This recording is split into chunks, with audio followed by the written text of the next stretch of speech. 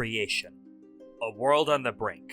In the age of sorrows, dangers abound, and cataclysms loom on the horizon. But it is not without heroes. The Exalted, those chosen and empowered by the mightiest of the gods, are all around the world. They have, and can, pull it back from the precipice of oblivion. That is when they aren't too busy fighting each other. Now, Chills as Aura. Welcome back! Korak as Lathander. Time to find my voice for the 1000th time. Alatos as Gavel, the hammer of the Yosi. We're traveling to the Prasad line. And GamerX as everyone else. The Silk Song is real! Must band together to save the dreaming sea, and perhaps reality itself, from the greatest threat creation has ever known. All this and more on FateBreakers. Can we get much higher? So high. So high! It is kind of heartwarming to learn that they weren't stuck in a meat grinder after all, they were just logged off. Good on Team Cherry, honestly. Oh, goodness. Higher. I'm high. Alright, obligatory meal segment. How was everyone's dinner? I had mac and cheese.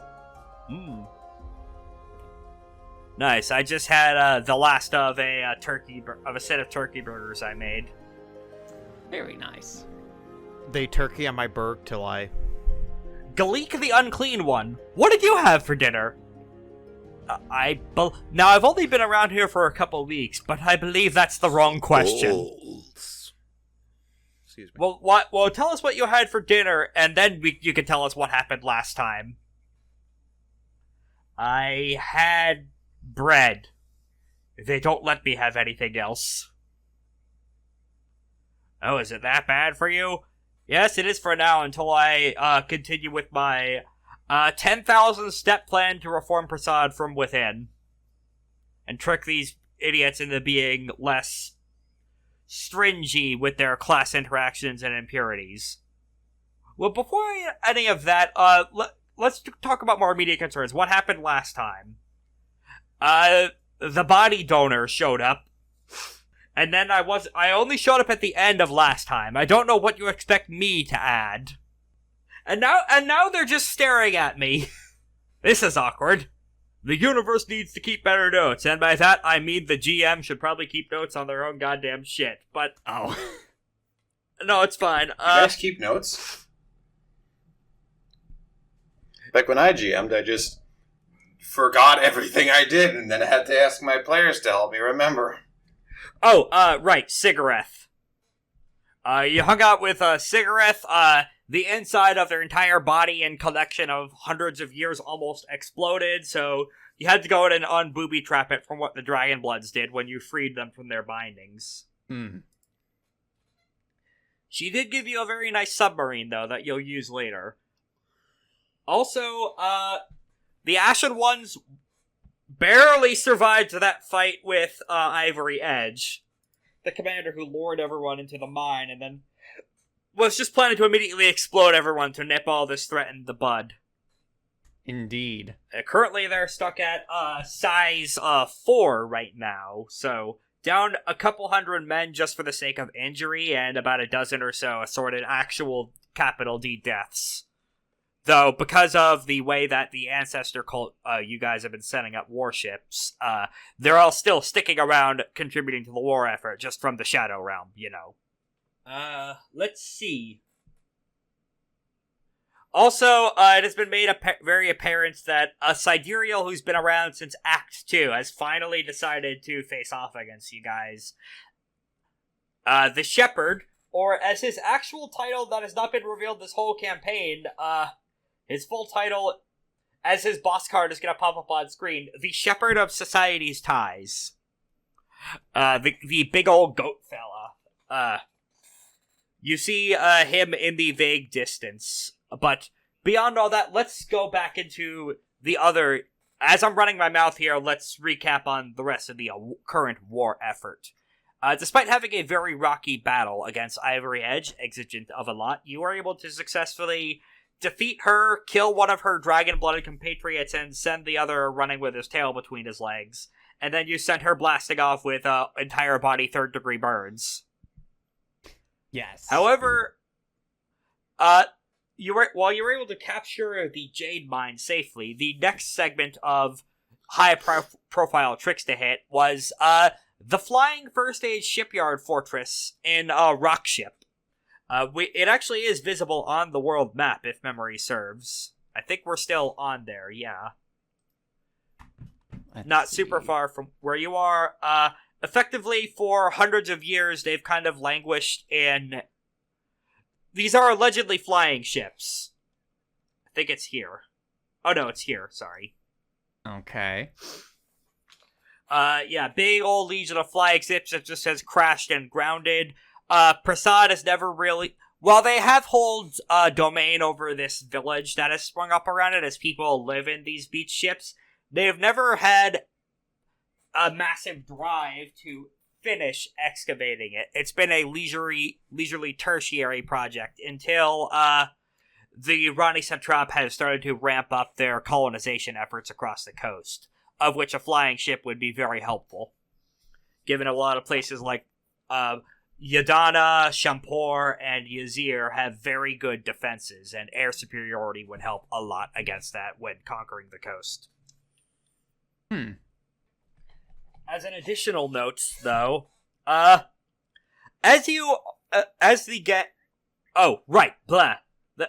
rest of the recap. You were menaced by another fucking abyssal who showed up with riding a chunk of the Neverborn themselves. The Shrike perched at the edge of the abyss. Popped in when you were in the underworld just to kind of throw some generic Batman villain taunts at you. Like, you know in the Arkham games when you get KO'd, the whole villain has like a couple sentences to like taunt you? He kind of just did that. Yeah, tried to sweet talk you into just letting the Make Everything Miserable project happen in exchange for being spared from its effects. That didn't really go, but that was also a veiled threat saying that they were getting real close to hitting the on button for the Loom of Doom. Didn't Gavel also convert a bunch of hungry ghosts to her side as well, if memory serves? Yes, and that directly is going to cause the battle group that shows up in this session to be smaller. Excellent. Yeah, so brief establishing shot So the environments that we're going to be taking today's session, it looks a lot like this found on Pinterest, but multiplied by a couple hundred, and instead of these skies, they're just kind of buried partway through rock walls.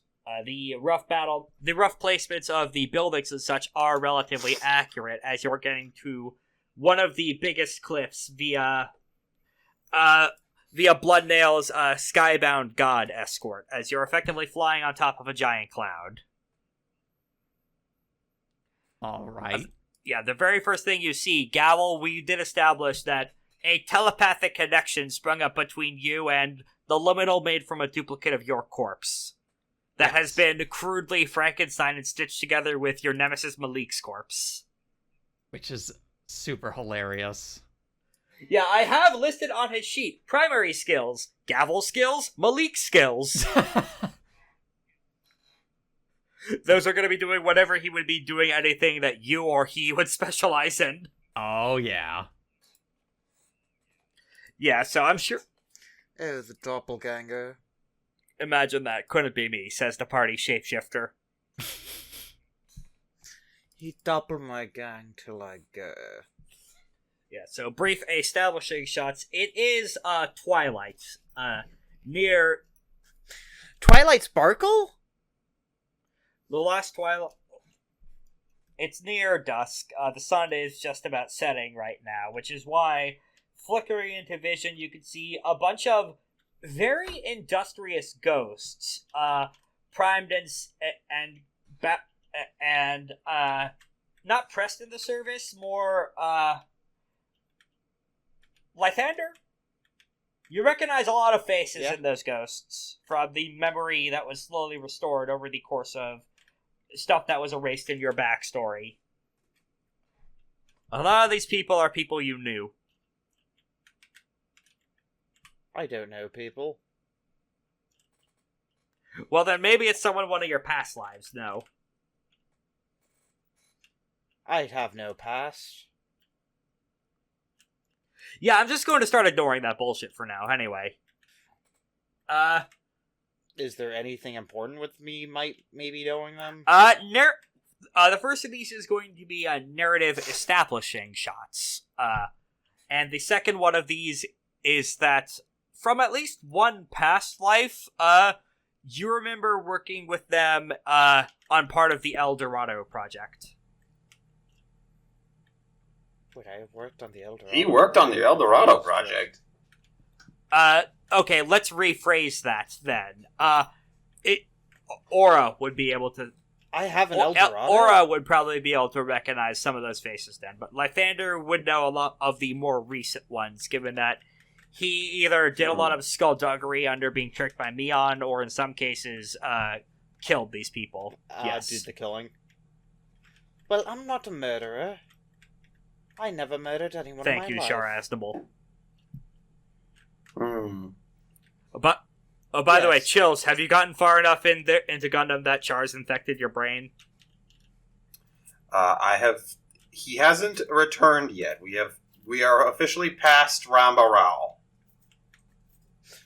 I shot on my bull till I as. Spider just kind of looks at you. I'm assuming that's not said in character, though. But it was in Lythander's voice, so... No, that's not. So who did you say I recognized, Rex? Sorry? You recognize a couple just background faces of skilled artisans and mortal sorcerers who assisted in the construction of El Dorado in the First Age. Mm-hmm. And you also notice a fucked up zombie Gavel leading all of them. Zambamble? Oh no. With Malik's coral hair for some reason. Are you like a Zabooble? Man, I love Zooble. Right. This is a difficult... Oh no. Well, I mean, we've definitely fought an imposter Gavel before. I can't see why I wouldn't be able to do it again, but this is definitely strange to... Wait, Gavel's imposter? Definitely strange to go up against someone who knows this deeply of our history. Yeah, Spider does just kind of look down, looks at Gavel, looks at Galik, looks at Gavel, looks at Galik. Yes. Looks at Lythander. Which one should I punch? That's one. Whichever your heart desires. The one who's obviously not a corpse. Or rather, the one who's obviously a corpse. Which one looks like the more fun to punch? Dial-up noises. You can all see the hamster in his head spinning as this conversation's ongoing. Lythander, I must say, if there is any... Okay. Forget it then. Sure, you can go on. No, say it. If there is any emotion that does not benefit someone in your position of power and influence over an individual like Spider, ambivalence is definitely one of the worst ones you could have. Well, that's because you don't know me. Spider like I do intimately. We are actually going to have a Spider do a quick awareness check on Gavel to see if he can identify weaknesses in her double. Oh boy. Allegedly, this is not him attacking you. Indeed. Allegedly. Why isn't the this roll is prompt not showing an up in attack. roll 20? I may have to re-roll roll 20. Oh, that's because it's in the edit. It is not an attack. Yeah, he is just effectively just pressing on parts of your body like a button to try and find weak spots. Right. But what if he do? If he botches, then he actually would physically hurt you, but that's unlikely. Pretty unlikely. He actually rolled pretty decent. Wow. 6 successes. I was gonna say, imagine if we botch. Are there any big weaknesses in Gavel's fighting style? Let's see. Trying to think. I would say probably Gavel's biggest weakness when it comes to combat is going for the legs. Gavel doesn't expect going for the legs. Yeah, she has been pretty top-heavy in regards to a lot of the combat stuff you've been describing over the course of the story. Indeed. Are you saying that Gavel is busty? Probably not, considering her uniform often covers that up pretty well. Yeah, insert that one Puss in Boots comic editor. My bottom surgery went great. That's great. My top surgery went great. I can't believe we're both goth and trans. And then cut to Gavel. I'm a communist. Yeah, so... Oh, from, what's his name? Doofus Magoobus. Oh, is that what that's from? Okay. I thought that was just like an internet shitpost. Well, I guess it is an internet shitpost. I guess it's just Doobie the source. Magooby?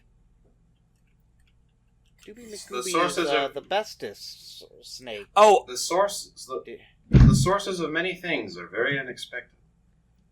yeah, so another additional establishing shots is far in the back of, in the back near one of the most massive ships in the region, you could clearly see Shepherd, that sidereal who was the Obsidian Shards of Infinity stylist, who also has been on again, off again, kind of ally / neutral third party. Unfortunately, you did one of the few things he very explicitly asked you not to do, so... I have no idea what she was talking about. Go to active war Correct. against What was Prasadi. the one few... What one of... Oh. We did not, though. They went to active war against us. There's Oh, a difference. Oh, yeah, I don't give a shit about what he thinks. Yeah, but then you blew up this the is a bad Sector idea, 7 he can kill reactor. himself. Yes, because they blew up a part of our souls. He is aware of the It double was standard. Victoria. That doesn't mean that he's still not... He has to do this. Unfortunately, you forced his hand. At least that's what he thinks. Angry. Oh, God. They're caught in a pincer Coward. attack of people who hate us for different reasons. Well, most of them are... they hate us because they're cowards. Isn't that right? No! You're supposed to say yes. You're supposed to. One other establishing factoids as I set the scene. There's going to be a... Yo, I love Altoids. Yeah.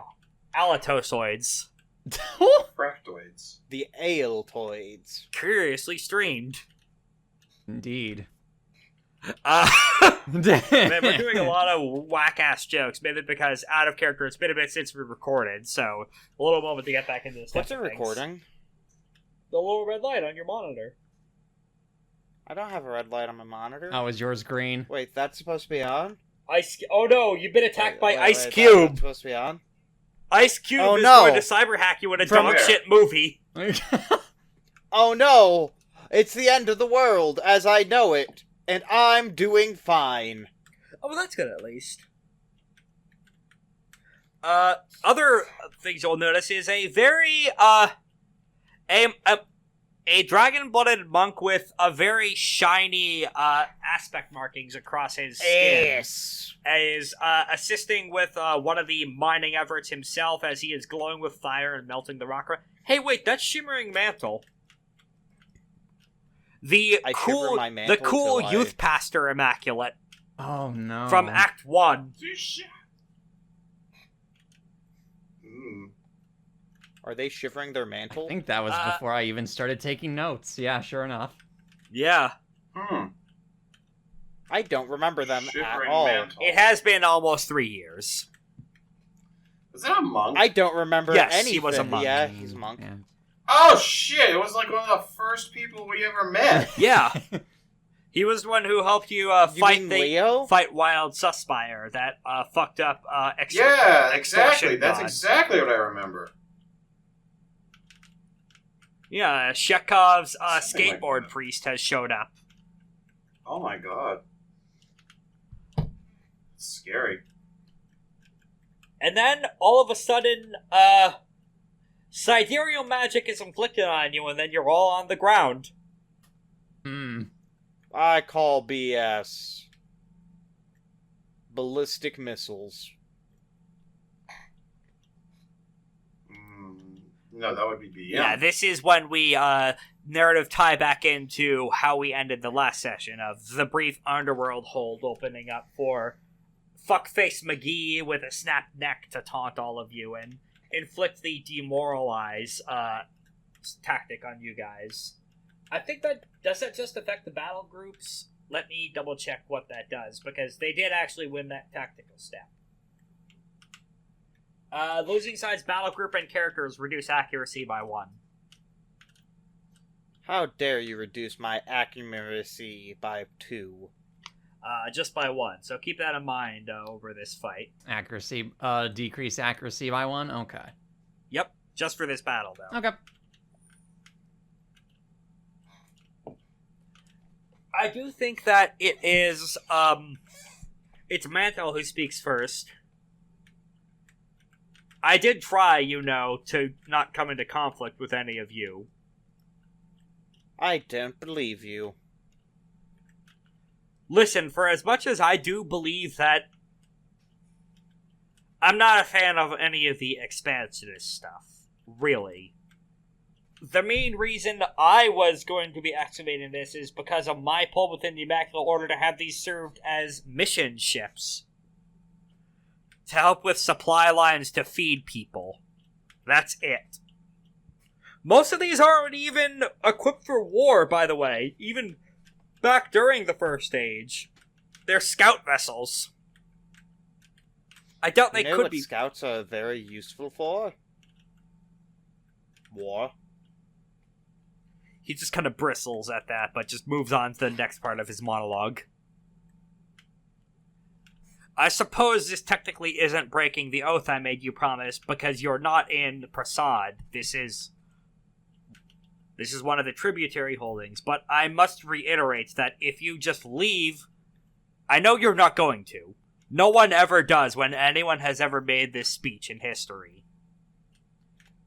It doesn't have to come to a fight. Would like to walk away. Alright. Oh, I'm leaving. Okay. You broke new ground. Shut. Congrats, Lythander, you broke new ground. I know, it worked. Can you believe it?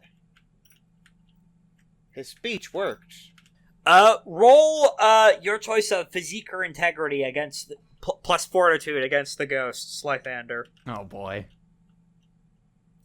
I take a hard bargain. This is not a social influence.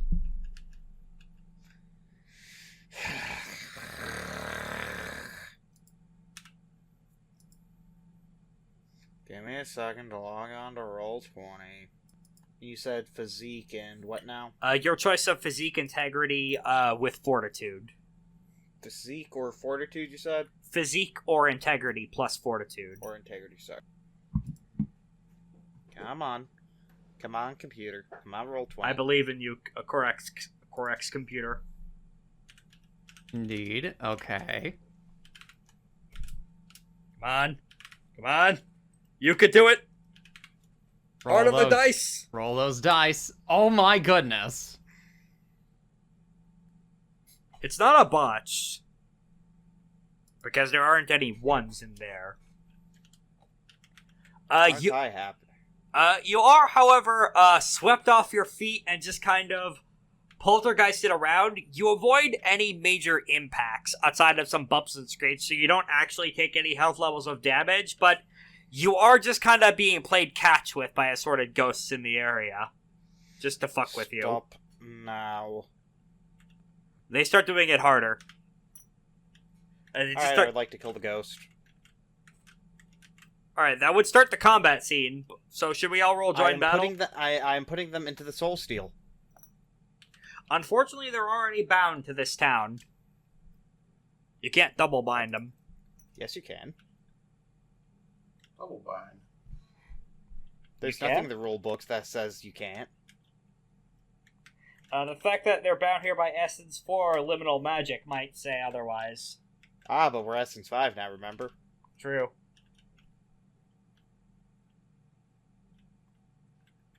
But fine. Yeah, I I'm recognize... not gonna do that then. Yeah, I mean, you could definitely try, but go ahead and roll force plus sagacity. I'm not going to fight. I'm just gonna sit there. Alright, as you are just being somersaulted in place. It is at this point that Shepherd does speak up. You know, he did try and leave. You were all supposed to let him leave, he just yells at the ghosts. So, this doesn't break the oath if we do fight now, you know. You weren't breaking that oath in regards to anything being here, if I understood the terms of that. Mantle, you should have worded that right. Who are you again? Fucking arcane fate. What are you again? Actually, no. He actually would be using a resplendent destiny in this case of a construction foreman, and you see over his normal space monk uniforms and over his horns with little manually drilled holes, Shepherd is wearing a hard hat. Safety first, after all. I'm a doctor, after all. Sighs, readjusts the hat on his head, and just kind of does the little goat sniffs and snorts. Look. Why are you acting like a goat? Because he's a beast folk. That's He's a goat my beast thing. folk.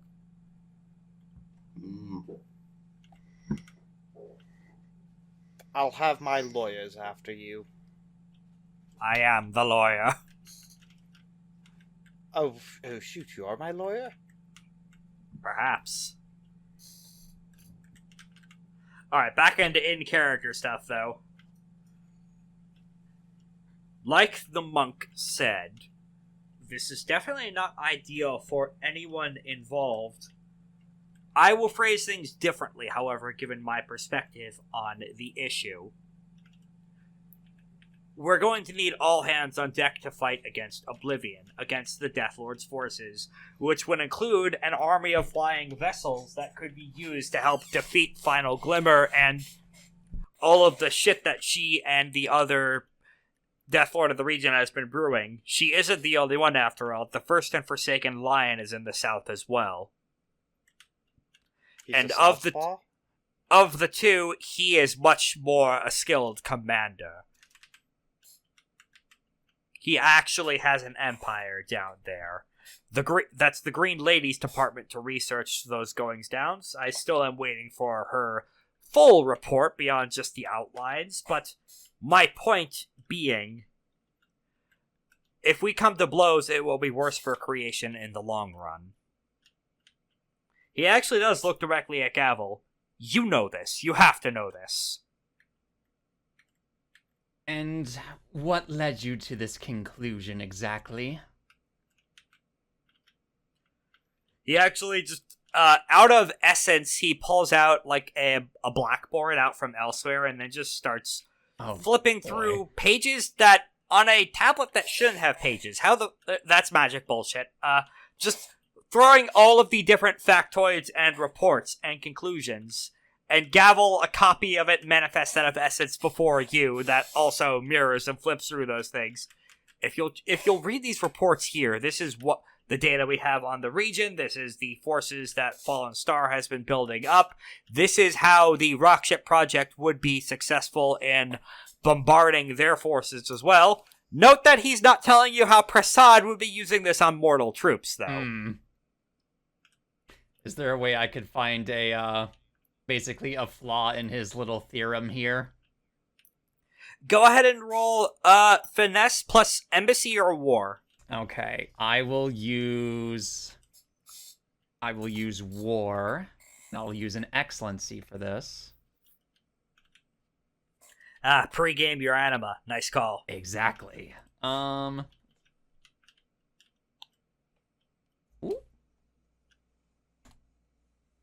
8 successes. Holy shit!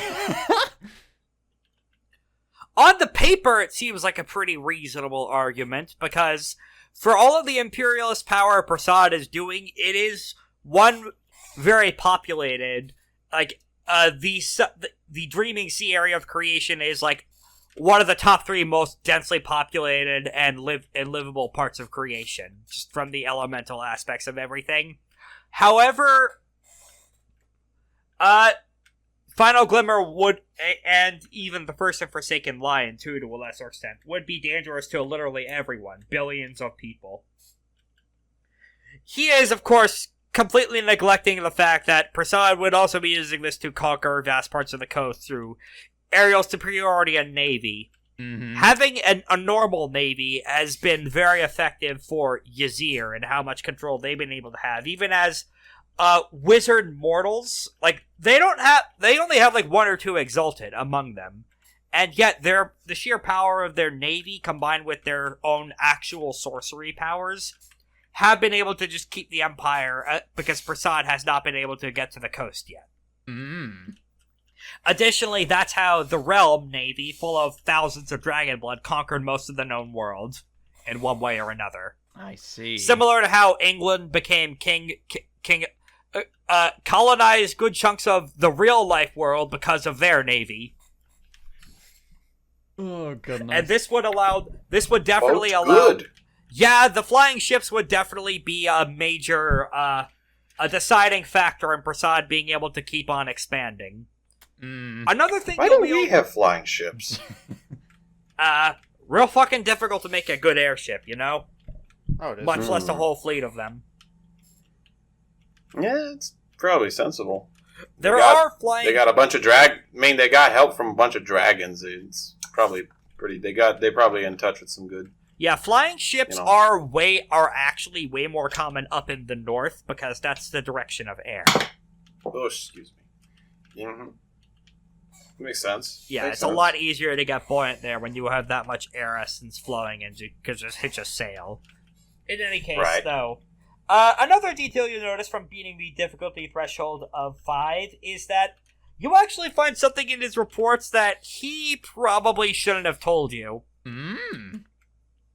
Overall, rough estimates on the finances of the Kingdom of Prasad and expansion rates, population rates, a bunch of data that you're only able to keep up with partially because of your own like supernatural mind palace and the perfect memory. Also, to a lesser extent, the Unwoven Coadjutor line of a bunch of demons highlighting and analyzing data in real time. You're getting a heads-up display, effectively.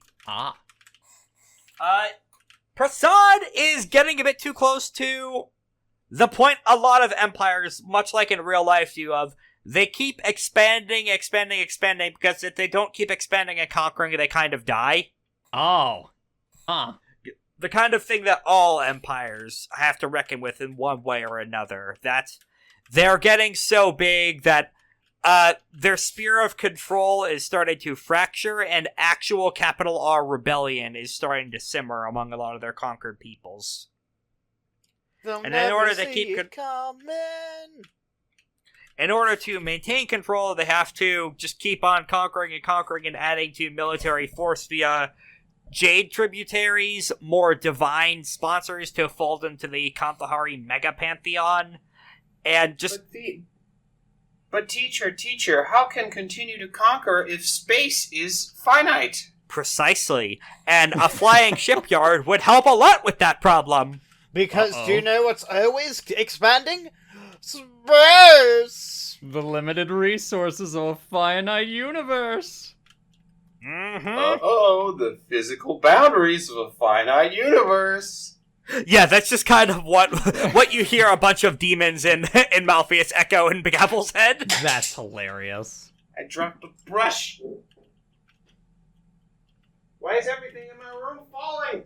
So, yeah, Shepherd is willfully ignorant of this shit. That's a nice source there, Shepherd, but here's where you're incorrect. And then Gavel just you two in fucking debate podiums. Gavel just goes into a massive counter tirade with some red charcoal that she magically pulls out of a pocket, and then just starts. You're telling me this guy is a mediator who is willfully ignorant to the problems of his society? Interesting. I've never heard of that one before. Weird that What this a wild take. weird that this chosen of a war god magic goat man has had some disturbingly realistic things to say on politics, even if he refuses to acknowledge them. Oh goodness. And Gavel just starts basically The Ace Attorney animations. Yeah, she's slapping Correct. the paper. Bitch. pointing at different subsections, rewriting them to what most likely would happen should the plans commence. Yeah, and the ships finish being excavated and repaired. Yep. Through Wayward Divinity Oversight, as you're doing this analysis, you notice a powerful, but still not as powerful as you, spirit in the area. As you're just looking up, glancing around, he is kind of not necessarily hiding, but more just hanging in the background, as you are seeing what I can only describe as the ultimate sailor. Like, with the biggest fucking sailor hat, the most royal blue sailor suit, and with what appears to just be an anchor for a face. Oh. Oh. I didn't expect him to have it's a nice sailor, I just didn't expect him to have an anchor for a face. Assisting with repairs, and he just kind of looks at you, does a double take, and then just pulls out a massive giga anchor just as a kind of a warning shot. This is one of the excavation experts, and is probably some sort of sea god. Not the god of the dreaming sea. That god is big enough that they would have to live in heaven. Mm-hmm. They would have been promoted upstairs. This is probably a god of, like, a current, or a depths god, or someone that the Dragon-Blooded and Prasad were able to bring onto their team, probably promising them more prayer. Okay. Another contains multitudes. Yes. Another possible contributor for the fight. Yeah, as you are pointing this out, how many people are coming to fight us? There's a reason this is a big encounter with a non-standard win condition, possibly. Got a lot of enemies. Oh God. Mm-hmm. Yeah, the last one here is just Galik, who actually does cut Gavel off. To some extent, I was born from you. So you know just as much as I do how stubborn this old goat is. And how stubborn Prasad is. There is a certain threshold beyond which no mere logic will persuade anyone. At the same time, though, you do need to think of the greater strategy. The reason why I bound all these ghosts here is to help my summoners. They say with a notable. They use they them pronouns, but because they have a man. Because there's a man. Not just because they're non. There's two men. Yeah, not just because they're non-binary, but a personal choice from being made of male and female body parts. But anyway, just kind of shrugs and points all around him. I bound all these ghosts to assist my summoners, yes. But these ships would not just... There are far more than you see here. We're not just repairing the ships itself, we're repairing the whole foundry. And the issue is that I don't think any of you would be able to do these repairs. It's me at the wheel for this project. And beyond me and gestures at the anchor god up above. He says, "Don't point me out to the infernal!" Points. Has some of Gavel's disdain towards divinity, so just kind of sneers at them and returns to the speech. Mm-hmm. My point being is, if you stop this project, then you'll lose access to the ships too. Once again, Gavel, I was made from you. I know some of your ambitions and plans. Are you really going to look a gift horse in the mouth? If you know me so well, then you know I always like to take a different path than what's always presented to me. And I should note, they are committing a mote to use a speech without words method of effectively, if we come to blows, don't kill me. Okay. Partially because we could come to a mutually beneficial understanding. He is, they are less on Prasad's side than they are admitting to everyone else. Okay. They are attempting to do under-the-table Alright. dealings of, hey, we can work out some mutually beneficial understanding, I'm sure. So, so far we have Shrike, who is here to primarily cause the thing that only exists to cause misery to happen. They're not actually we have- participating in this battle. Oh, they're not? No, they're just watching for the underworld with a big bag of popcorn. I see. Okay. I'm just trying to get a better sense of every player on the board, because I know there's lots of people from different directions coming in to try and hit us. But I'm trying to get a sense for what everybody wants here, because it doesn't feel like they all want the same thing. Yeah, that's the complicated might be an thing, isn't it? They're united at least in part only because they have a common enemy in us. And But they all want the they're flying not- ships. Hmm? And they all want the flying ships, albeit for very different reasons. Right. Man, imagine if ships could fly. Like 10 million fireflies. As And we're we drifting stand- off to sleep. And our conflict with Prasad stands in the way of them getting those flying ships. So we're looking at a conflict of interest on all sides here. Galik, since you are part of me, as it were, you wouldn't have happened to have picked up on a few new languages in your creation, have you? I do believe I have. They respond in Old Realm, a language that you're pretty sure Malik didn't know. Okay.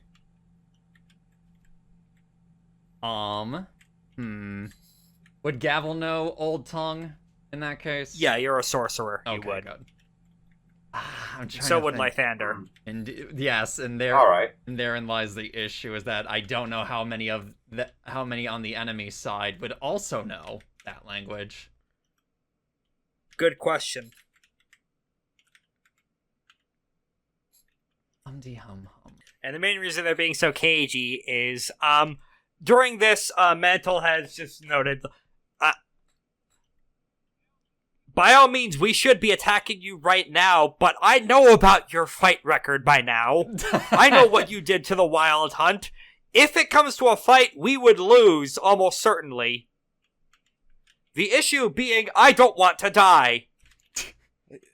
And yet, we need these ships to be operational to save our peoples.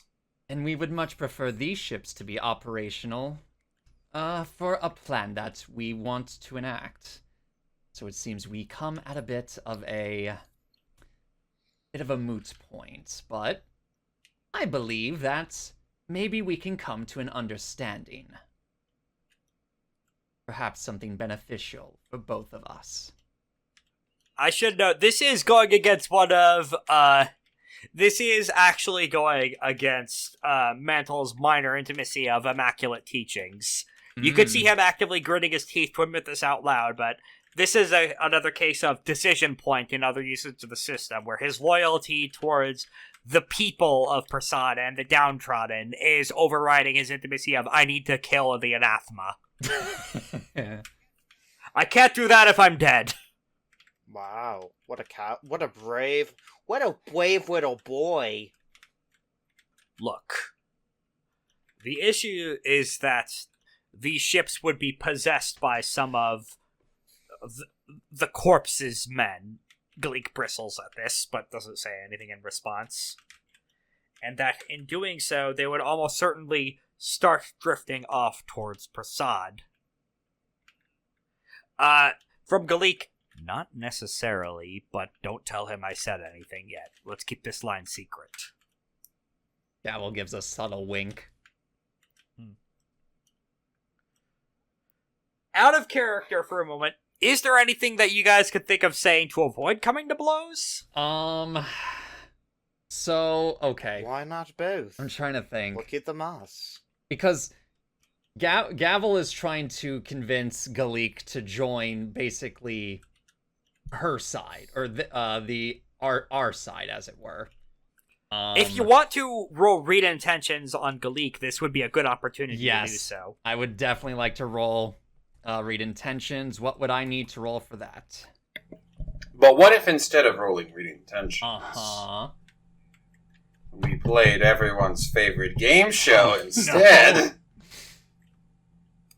Depending on how this goes, I'm just going to say a fight is likely to break out. Who participates in it depends a lot on the social influence stuff.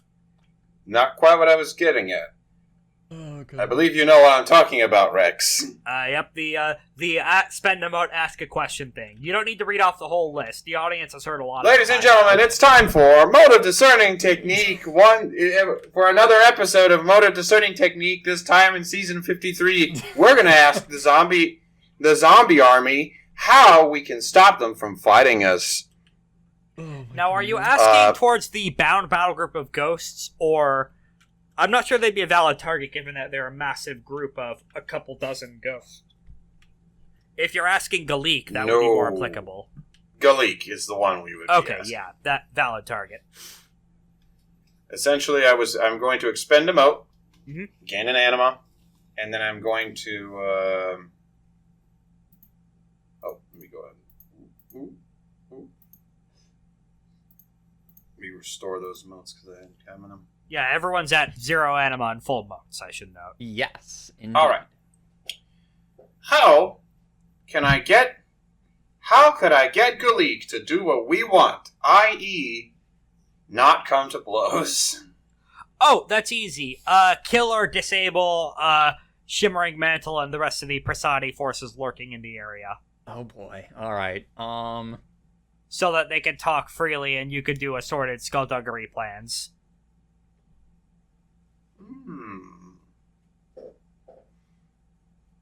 All right. That's sensible.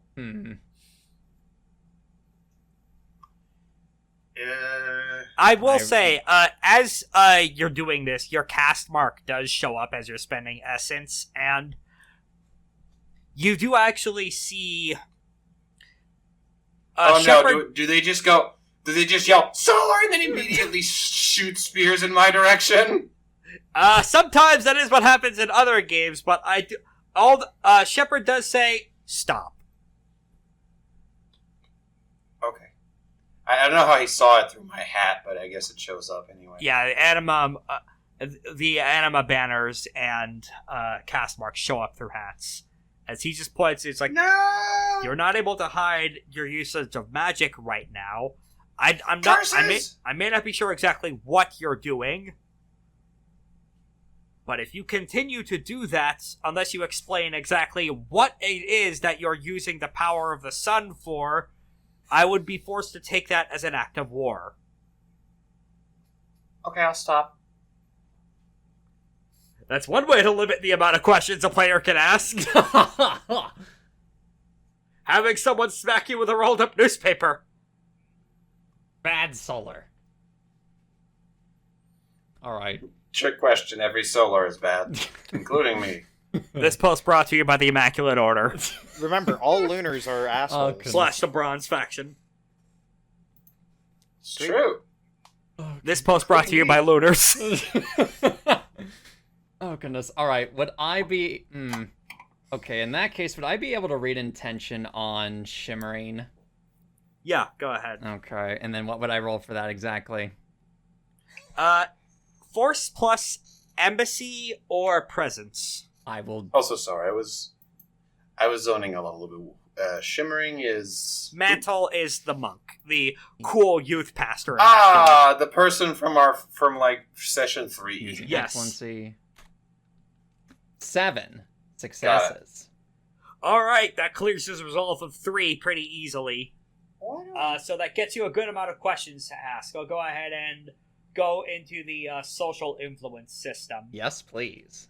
What? I think you could only spend this on learning intimate. What's up? Oh, right. Wasn't this person's the reason why we wanted to Go to Prasad. we Yeah. wanted to enter the city disguised? Yes, so that you could get around the promise you swore to him. All right. So Speaking of which, I did swear a promise to him, huh? Mm-hmm. All right. So Uh-oh. on a success, learn your stated goal. Was that You could spend. Rex? Yep. Did you ever write it? Did you ever write down if that was a greater oath or not? It was a lesser one, Okay, I think. good. Okay, good. You can spend Phew. extra successes to learn a goal or intention the character has for the scene. 2 successes to learn a minor intimacy or virtue. 3 successes to learn a major intimacy or virtue. You start with the base goal he wants of this scene for free, and can spend additional things to learn other insights. You have 4 successes to work with. All right, let's basic goal for the scene, rather. The basic goal is to distract you enough so that the secret shipbuilder of the god in the background can finish the excavation alongside the ghosts. They're already finishing lines, and they can finish wiring up all the stuff to make the ship factory self-sustaining. All right. Then I will do. Can I do 2 minor intimacies then?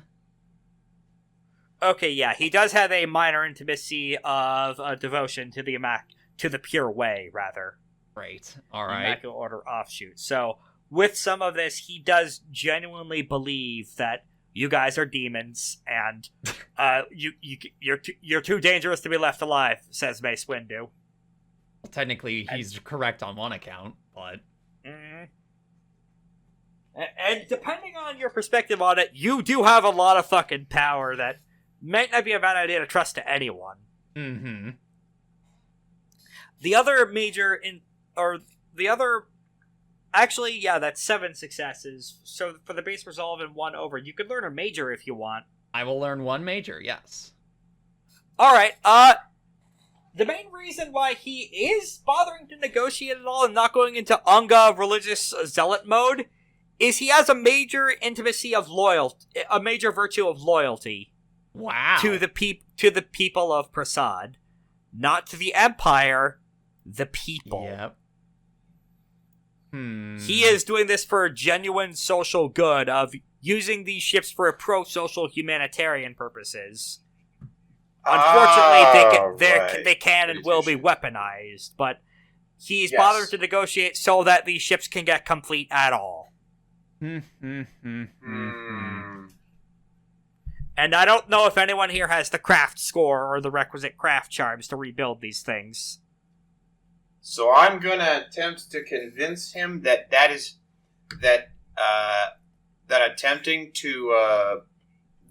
being willing to make a concession for weapons of war to be built so that they can be utilized for good is bad. Go ahead and try for a dissuade action then, but I will note, if you use magic in this roll, or if your anima goes up, Shepherd will notice that he is looking directly at you. That's okay. I don't have to use anima. I don't have to raise my anima, because I am a solar. I can cast excellency without spending motes. That's true. All right, let me see. What do I roll dissuade with, by the way? Social influence. So this would probably be presence. Presence, eh?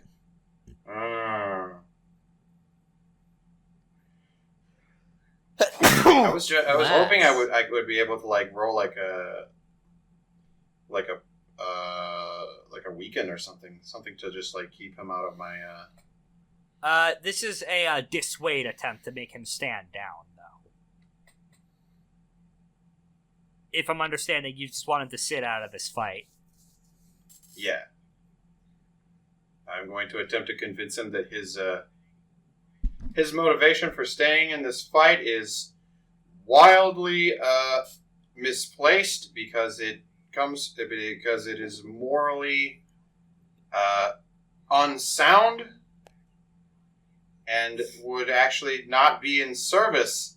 Would actually not only not be in service to his humanitarian efforts, but in fact against them. It's his best interest. I'm going to go ahead and roll that.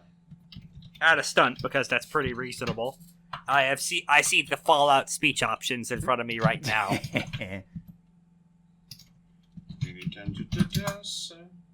that right? Okay, yeah. That's 5 successes on that. Let me double check exactly what Stillness of Stone meditation does, because that is the clincher on whether or not you succeed or fail at this. Because the issue, I'm gonna need the exact... Oh, grant a curtain of serenity. Against a social influence that leverages the Dragonblood's emotions, or it otherwise promotes rage, panic, or terror. Because of the exact wording, this is not provoking any of those. This is just saying, hey, just walk away. Doubt. It provokes doubt. Not any of those. Yeah, and you're effectively saying, hey, no matter what you do, these things are going to be used for imperialist bullshit. There's got to be a better way to help people than this. Yeah, it's probably not a good idea to waive the. So he used that minor intimacy. He used that minor intimacy of immaculacy to boost his resolve to 5, and Solar's win ties. Yay! I love being a Solar who wins ties. However, a couple of things are going to happen in succession. Oh no! That exact. I hate being a Solar who wins ties. I am a genius. Oh no.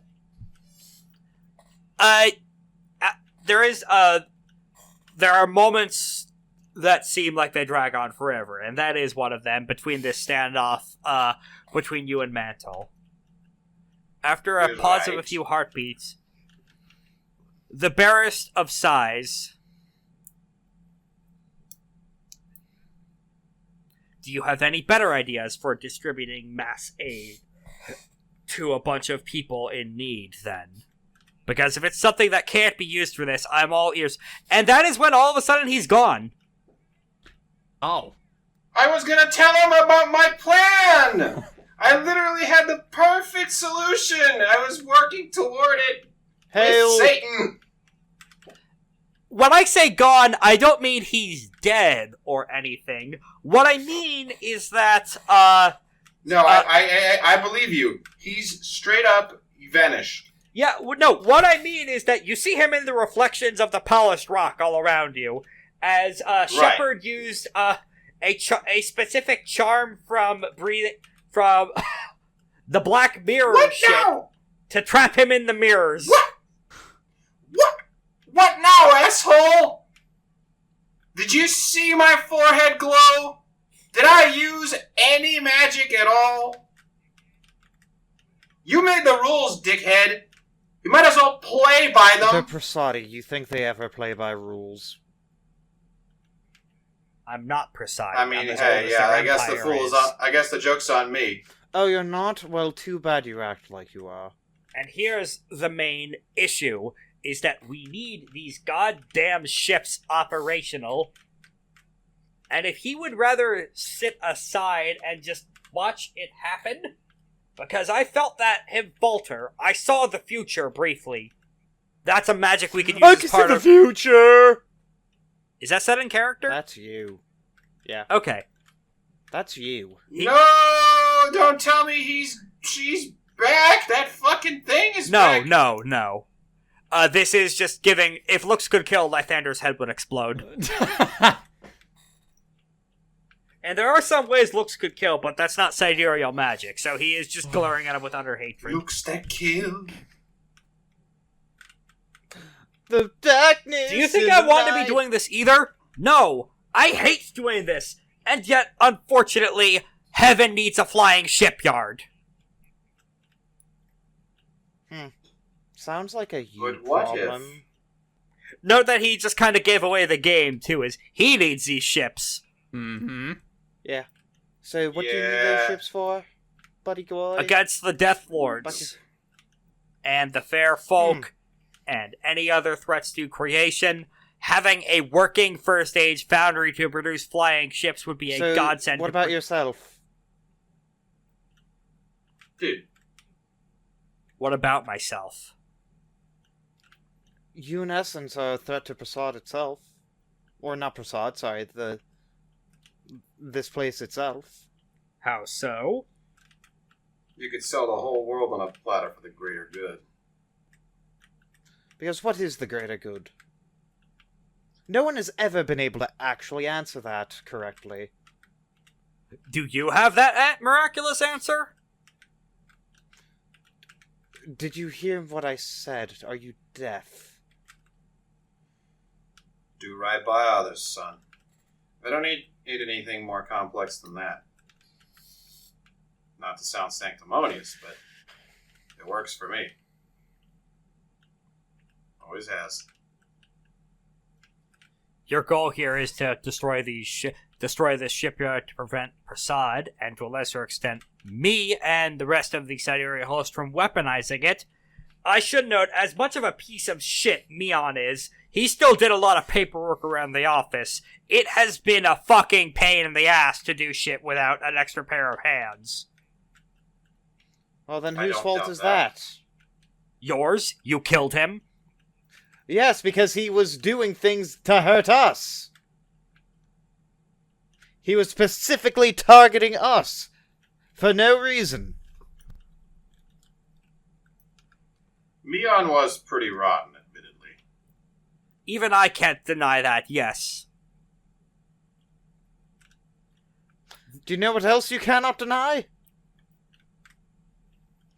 I like big butts, and I cannot lie. You know, I think that's actually the point at which he rolls join battle. Oh no! Here we go. I was that very was that out concerned of character. because Korak was actually making cogent sense for 5 seconds, and then it hit me. Alright, if it wasn't set in I character, was then he Fubu won't do the that Fool. just yet. But he is set in character. Alright, he is very clearly on a razor's edge right now.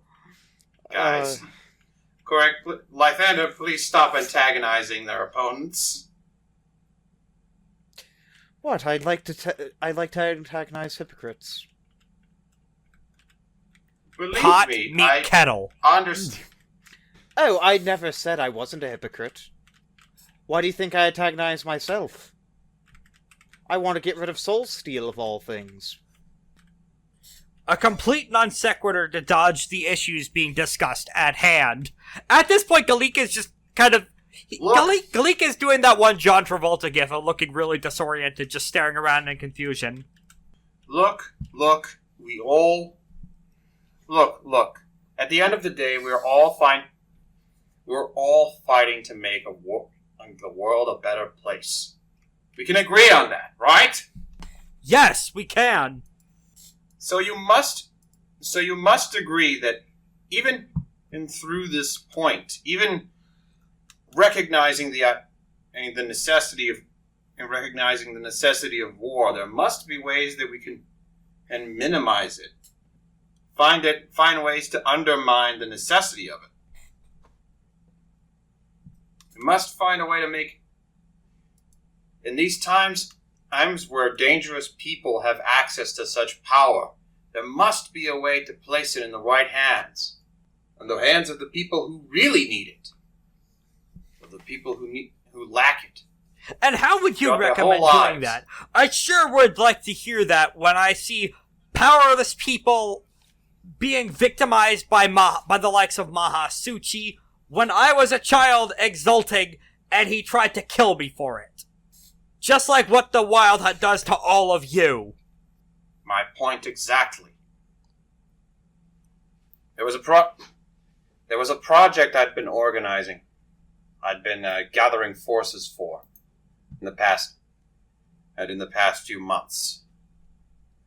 I won't go into detail about it now, but it could be utilized.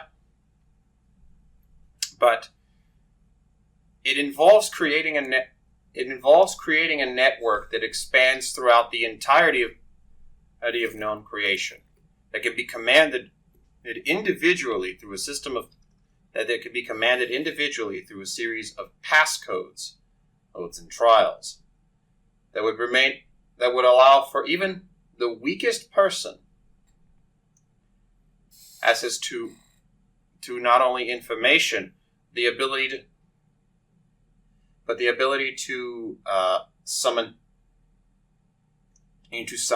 elementals, the power to correct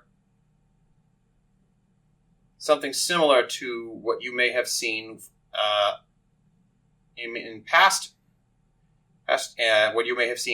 struggles, thanks to the likes of what was the name of the thing? The Selenian that working. gave people sorcery. The Selenian working. The Selenian working. If possible, if such an endeavor would be possible, and I have faith that it is, it could be utilized for It could be utilized by more than just, but it could be utilized by just pretty much anyone. It could revolutionize things like communications, transport. The world as we know it could change. Go ahead and make a persuasion roll. I'm trying to sell him on I'm trying to sell him on my fucking magic internet idea. Well, yeah, he is using an intimacy to boost his resolve here, as well as an integrity excellency. So this is against resolve 10. I will also roll an embassy excellency. And I will, add a stunt, because this is something you've been building up to for the culmination of your character, and it's a dramatically appropriate moment. And I will also, let's see. I can't hypnotic tongue technique, because it's weak for weaken actions, and I haven't been able to roll weaken actions for years now. Next persuade. I can spend 4 successes. I allow my next persuade action to benefit from the target intimacy as though we're in accordance with it. Oh, and I have something for Essence 5 hypnotic tongue technique, don't I? You do, yeah. On the repurchase? Let me see. Yeah, I don't know if you had time to repurchase that yet, given you guys only just hit it. I did, because you gave me a thing last session. Oh yeah, you? an Exalt milestone. All right, let's see. Presence 5, Essence 5.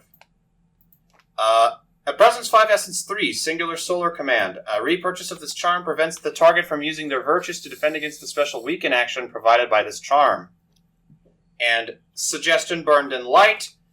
At Presence 5, Essence 5, the targeted intimacy is weakened by this charm indefinitely, or until the target raises their essence or the completion of a story for characters who do not have an essence rating. That would be part of the weaken action, though. If you're doing this as this is a persuade, though, not a weaken. If you're trying to persuade him to go along with your project. Essentially what I was trying to do is just like, I wanted to perform a weaken action to combo into the persuade action that I'm going to do later with assistance of hypnotic tongue techniques like 4 success spend bonus. Okay, then you could do that as the initial weaken action for hypnotic tongue, then. Yes. All right. I'll benefit from all of these things that allow me to I'll prevent him from using a virtue to defend against the special weaken action. And I'll get the nice little and I'll get my essence in bonus successes. Meaning that I get 5 bonus successes on this. In that case, then he is going to be using a major tie instead of a major intimacy, a virtue.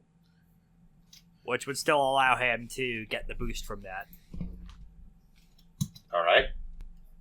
Alright, that's 1, 2, 3, 4, 5, 6, 7, 8, 9, 10, 11, 12. Where are you getting the double 12 nines successes. From? I'm not getting double 9s. I got double 10. Oh, where are the bonus successes coming from then? Because that's just at 7. 5 from hypnotic tongue technique from the weaken action. Oh. It says here, when I attempt to convince the target I can roll a special weaken action with my essence and bonus successes. Oh, okay. Yeah. All right. In that case, instead of allowing the hypnotic tongue technique to go through, he's going to hard bargain. But I can spend 4 successes instead of the usual effect. Instead of allowing this additional effect to go through, he's making a hard bargain. Alright, so I've reached the point of unacceptable influence. Kind of, yes. But he is still hard bargaining to kind of go along with this. If you want to talk grand plans for the future, then I'm willing to listen, but I need to be alive to do it. And he gets into a fighting stance as he begins to glow with massive power and enters the form charms. If you beat me here, beat me here and I will hear you out. Oh. We'll see if we can come to find a better plan than this one. The issue being you have to non-lethally beat him, naturally. Well, so, here's a question. How about we do this in 1v1? Well, if it please the court. Huh? Do it as a 1v1. Well, if it Battle of please the ideas. Court. Well, if it please the... Yeah, I mean, I don't know about 1v1. I don't know if these are built for 1v1s. And I think this guy's essence is like 7, so I'm just like, no. No, he's only essence 5. Okay. However, as I'm saying this, he has the sign of battles on his forehead. That means I don't want to go... He's the close combat specialist for sidereals. Yeah, I don't want to, like, go toe-to-toe with the fucking guy who is the close combat specialist of his cast. Like, one-to-one, that sounds like a bad idea. At the same time, you are seeing Shimmering Mantle from the reflection screaming like Walter White trapped in the car. This is the perspective you're getting on him. That's good. I hope I did something good. Well, he might listen to you as long as you don't kill him. Gavel, I know, I wasn't intending to. I made art for him. Yeah, you were going to have to fight him at some point, realistically speaking. Also, I spent several hours today making fucking combat character shots. Mm-hmm. Alright. And yet you've still... Well, if it please the court of heaven, let it be known, I wasn't intending to kill you anyway. Do you have enough I know about your ruinous combat prowess. Can you do all this without killing me?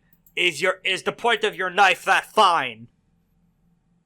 Prove to me your skill. Prove that you could save this world without resorting to these horrible weapons of war. Prove to me that you could save the world in your own way. And with that, let's roll join battle. Join battle.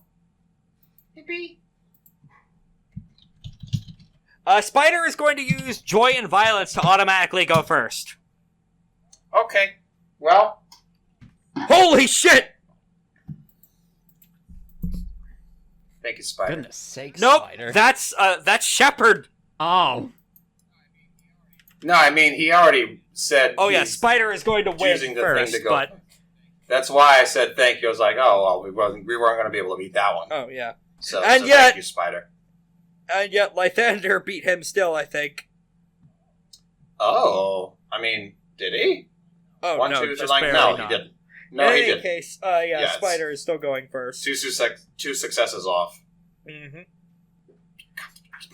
Let me confirm, activation shit as, what steps these, abilities would be fired off with. Spider is going to spend 3 motes to activate Void Avatar Embodiment. To, the Essence 5 thing he used on his initial exaltation, that because allies keep Essence parity, he's strong enough to fire up again. For the rest of the scene, he doubles 9 on movement and combat actions. Wow. Oh my. Once per action, he can respond to an attack with a clash without using their action. Success allows him to teleport to the range band where they are, and adds 3 to hardness for the charm's duration. At the start of each round, gain anima. Living anima groups that perceive the Exalt must immediately check for route with difficulty increased by 2. Gavel the Ashen Ones need to check for route. Say again? The Ashen Ones need to check for route against Spider. Oh no. He's not even targeting them directly. This is what this charm does. As capital D death manifests in front of them, you're seeing the Grim Reaper walk the fuck in immediately. Roll for war. Would this be considered a social influence that would frighten, distract, or confuse? Yes, it would! Then I am going to use the Charm Fearless Vanguard technique. Gain a 2 success bonus to resolve. Do you need to commit a mote to act? Yes. Do you need to use is it reflexive to do that? Hold on. What it says is, Exalts gain a 2 success bonus to resolve against social influence that would frighten, distract, or confuse them so long as she leads them. If she is present when her battle groups make route checks, she gains 2 successes to the roll, which does not apply to the dice limit. She reduces the penalty to flurry actions to commander troops by 1. Then that still counts, then. All right. If it's a 2 success bonus, you are rolling with a minus 2 dice penalty. Yes. So or the difficulty is increased by 2, rather. Okay. So this is going to be difficulty 5. And what do you want me to roll? Fortitude War. Fortitude War. All right. Oh my goodness. This is before anyone has thrown a punch. Yep. That is 9 successes. Alright, I'm just gonna go post this art from the Exalted Essence core book, because this is what it looks like with Spider. Although the impalements have not happened yet, this is accurate to the general vibe of what this charm looks like. Oh my goodness. Insert Kingdom Hearts boss dialogue of your choice here. As he just bursts into, "Lead me into everlasting darkness!" And he's gonna make a withering attack on Shepherd.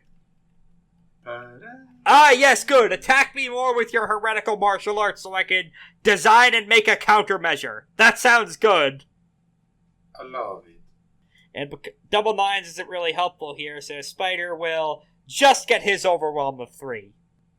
Let's go ahead and use this fucking turn order tracker that I set up forever ago. Yay. Let's go ahead and add in Spider and Nue as we shift to enemy action next, because he is absolutely going to interrupt the initiative order and spends 3 motes on activating the 3 committed motes he used to trap Shimmering Mantle inside the mirror dimension. He instead works Splintered Ego Nemesis to pull someone's mirror image through a reflective surface by touching it. The mirror self is under the Exalt's direct control, and she can make an action through it as an extension of herself. It uses the victim's traits, and she can use any charms the victim knows as though they were her own. They spend motes from their own pool when using the mirror self's charms. So he has pulled a fucking Nega Mantle through the mirror. Because he would refuse to participate in this fight, even with everything being said. He will instead, "Fuck you, I'm pulling open an evil version of yourself. You're joining the battle, even if it's a dark version of you." And that brings him down from available motes of 14 to 11. Sidereal magic's fucking expensive. He can't keep throwing out the impressive shit all the goddamn time. Right.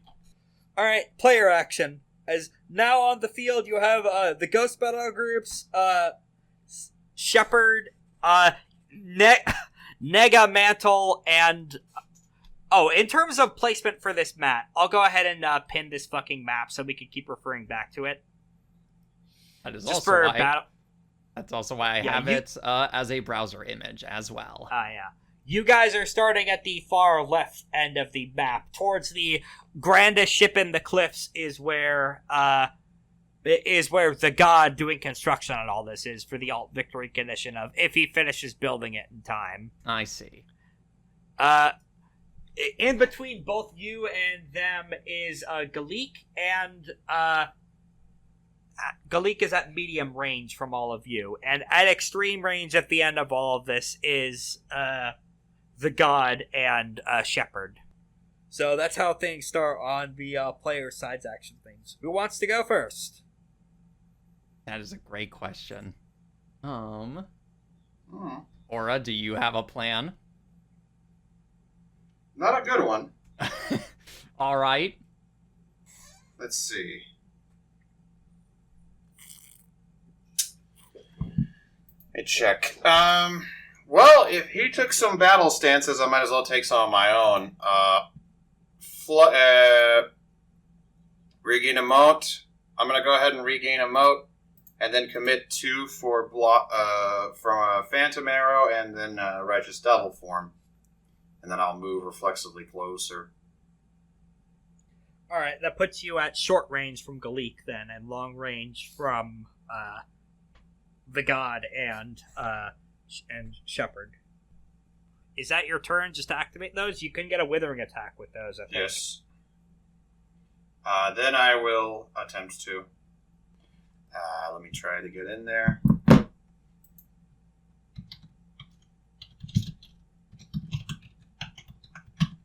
I should note, by the way, Mantle... Oh my god!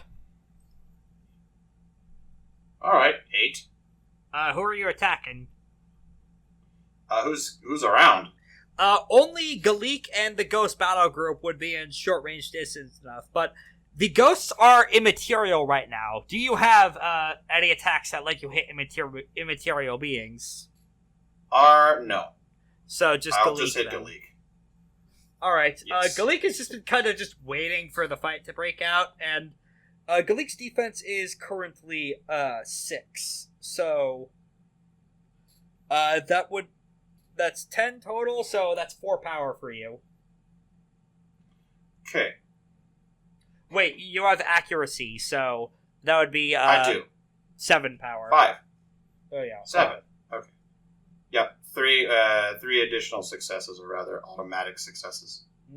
Let me just see if there's any kinds of defensive stuff Galik could use as part of their Hungry Ghost style. I don't know if they would have time to activate that yet.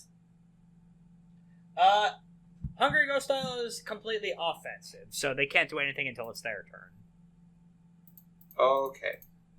Alright, so yeah, you shoot a bunch of fire at them, but you've seen that Gavel is a fucking monster in regards to close combat, and yep, sure enough, they're able to just fucking block the fireball shot as they catch the bullet and extinguish it in their fist. Mind you, doing that still sends them skittering backward across the ground, and even as the birds begin to automatically heal themselves over, it is taking effort to do that, and that was a glancing blow. They're not invincible, they're just really fucking tough. Catches back. I am not Gavel, but I have a bunch of her memories. Unfortunately, that means I know how to take you apart, too. And it will be, There's stuff about me even Gavel doesn't know. I guess one way or another, we're gonna find out about all those then. Content warning, body horror. What? Ciao. Mm-hmm. Their mouth opens, and you see what looks like thin strands of rope, colored red and blue. That's all of the blood vessels in their body. They're just extruding. Oh. Like a sea cucumber. Yes, and it whips around into a hurricane as all of their blood explodes out through their body, too, into a further attack aura. As they commit one mote to enter Hungry Ghost form to flurry 2 close combat attacks without suffering the penalty. So they are in fact activating Sickos mode. As this is part of a withering attack, but they're setting up their stance charm effectively. And as part of this attack, they are going to be setting up Shrouded Claw attack by spending another mote. So this aura, your defense is decreased by 2 against this. Let me just make sure I have the dice result total. Let me go grab their sheet. Yep, that's the correct number. I'm not sure why it rearranged things in the alternate order, but that's still a parsable result. 1, 2, 3, 4, 5, 6, 7, and they have an accuracy of 1. So your defense is decreased by 2. So what's your total defense now? Chills? Or not. My total defense, hold on. My total defense is 3, counting minus that 2. Okay, minus that 2 then. So they gain 5 power. Okay. As they My attack defense, you. normally it is 5, but that decreased it significantly. As they punch you with all of their blood. It is not an attack you are used to, just being effectively hammered by a massive wave pool of blood as they punch you from across the battlefield. And yep, that sure is a weird fucking martial arts stance, as they are on all fours with all of the blood completely ejected from their body. That is a martial art form, not any of the fucking shit you're familiar with. This is weird.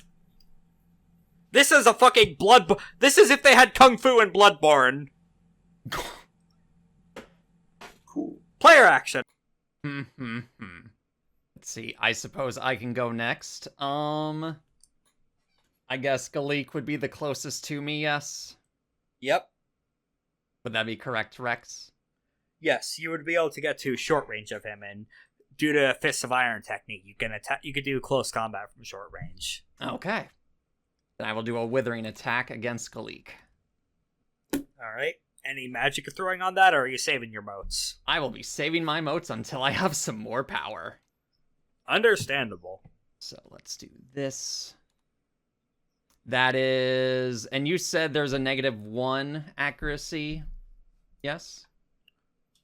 Yes, applied to everyone on your side, thanks to getting the hell scared out of you by the Abyssal, who's just kind of fucking watching. Yep, then that will be 6 in total.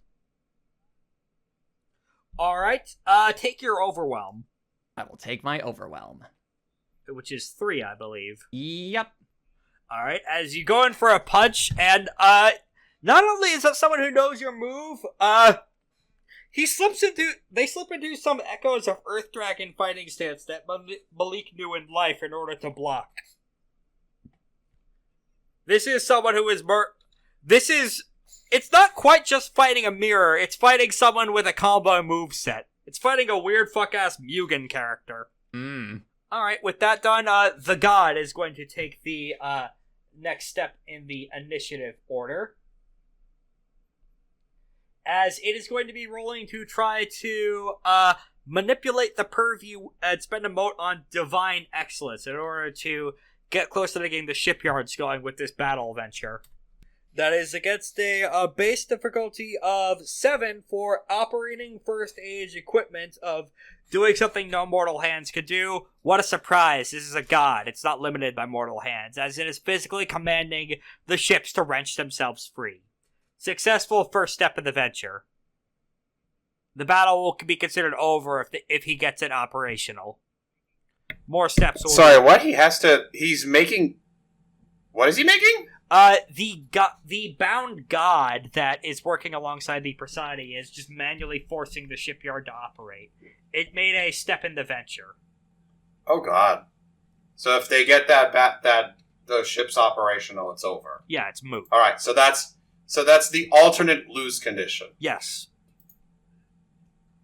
Because I have to make things more interesting than just beat up the other guys sometimes, you know? Alright.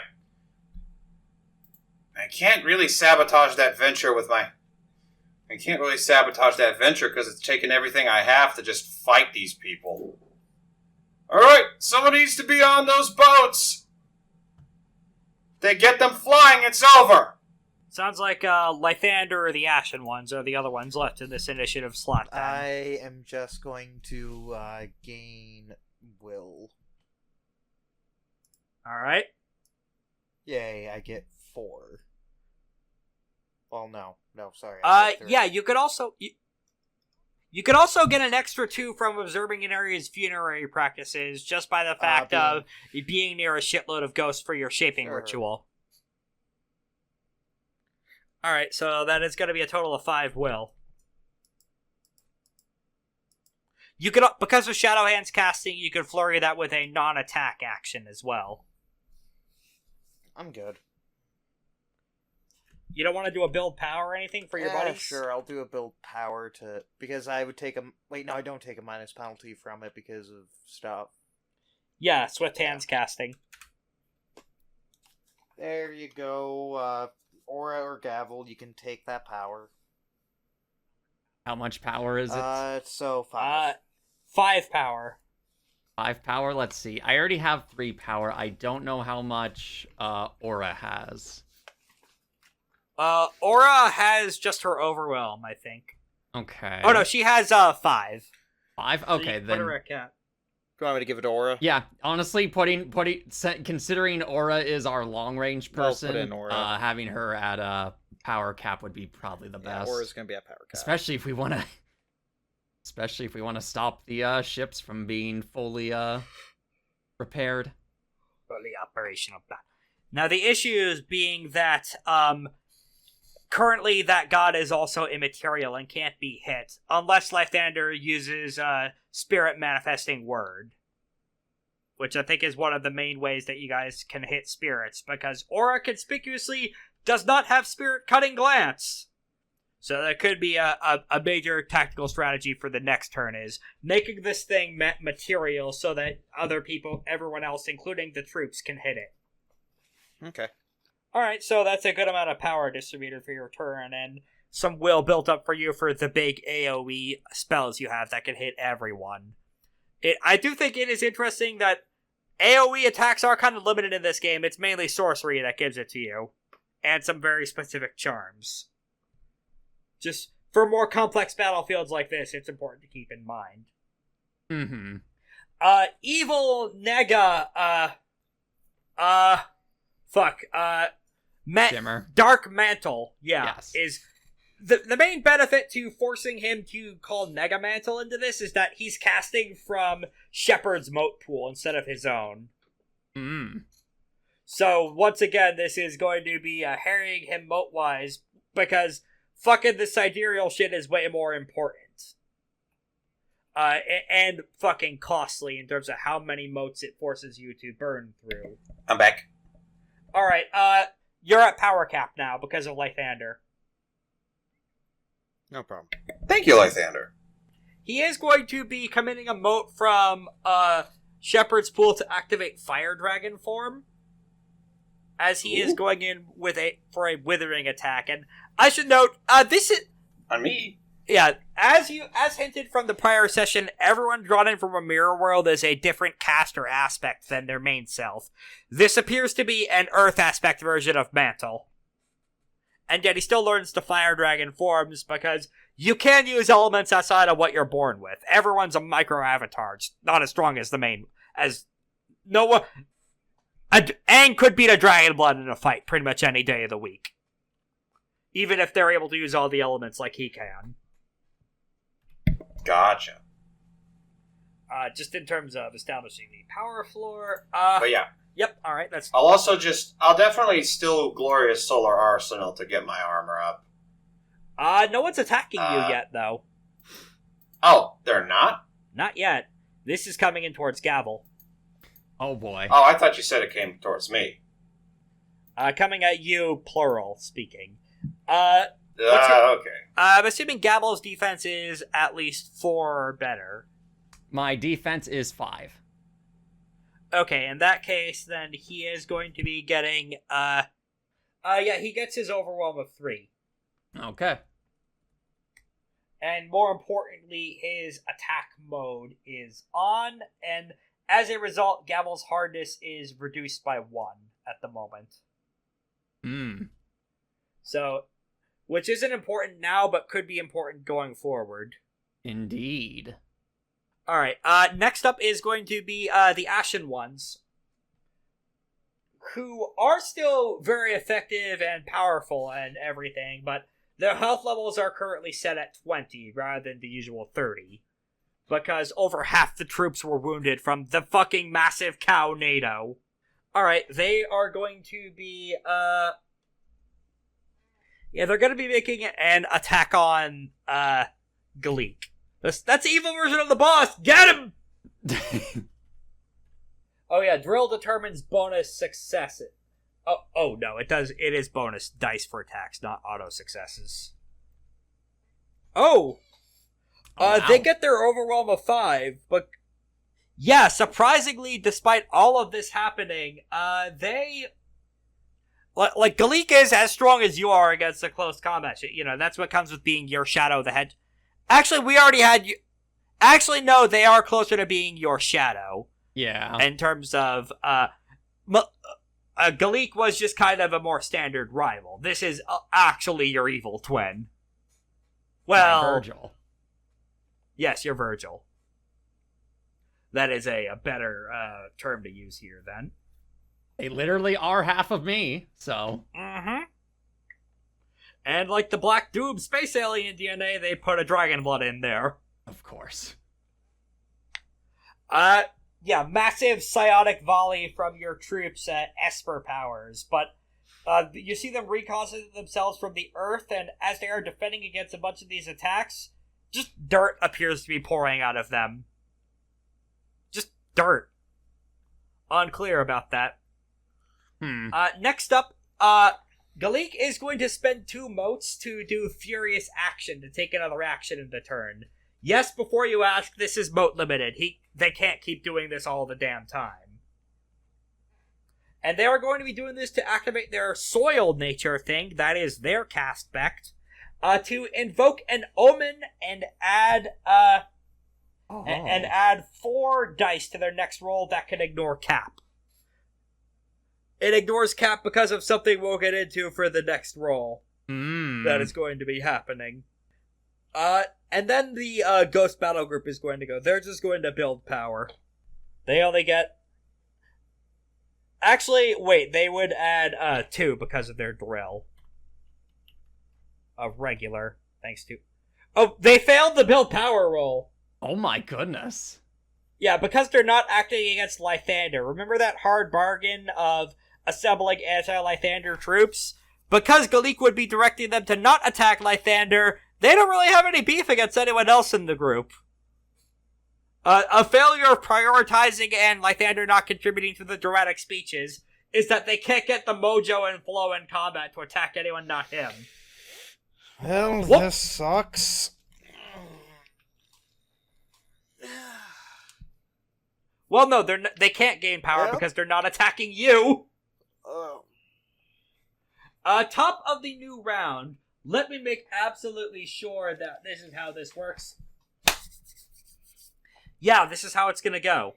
Galik spends 3 motes to activate We Fight as One. And I am going to... This is a fucked up charm, so I am gonna be go ahead and posting this in the Discord so people can read around as I take a quick sip. Oh, okay, I'll read it. We fight as one. Spend 3 motes to activate this charm at the start of the round before any characters have acted to declare a special attack. Any number of allies may spend 1 anima to participate in the attack. Designate 1 participant as the primary attacker. Each other participant makes a special withering attack or build power action that builds a separate pool of power, which may exceed the power limit to a maximum of 20. The primary attacker then makes a decisive attack, wagering all power generated from this charm. This counts as the action for the turn only for the primary attacker. This charm may only be used once before being reset by achieving a major milestone or by a circle member being incapacitated or suffering a dramatic injury. Yeah, it is literally a Xenoblade chain attack being activated. For real. Mm-hmm. The target of this is going to be on top, naturally, it's Aura. As the one who singled herself out for the big speech. As Galik... It's always me! Galik turns to look at you. If you want to prove your strength to change the world without using any of these shipyards, let's see if you could survive this. As, Are you brave enough to take this one? Yep. The ghosts can't spend anima. That's something only Exalts get that as part of the stuff between human essence and the essence of divinity playing off stuff. Dark Mantle and, Shepherd will spend an anima to participate, and Mantle will be going first as part of this. Oh yeah, this will decrease your hardness by 1, and he will spend another one of Shepherd's motes on step 3 to make you lose a power on hit, or a power and a mote, as part of this combo going through Fire Dragon style shit.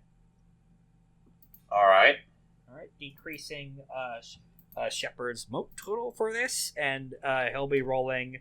He will be spending a close combat excellency as part of this. Actually, no, he won't. He'll just be doing the base attack. Is this a decisive attack, by the way? No, this is withering. Okay. Your defense is back just to to normal, check. I should note. Oh no, wait, it's not, because the liminal mode for that charm is that this defense penalty persists for the next round.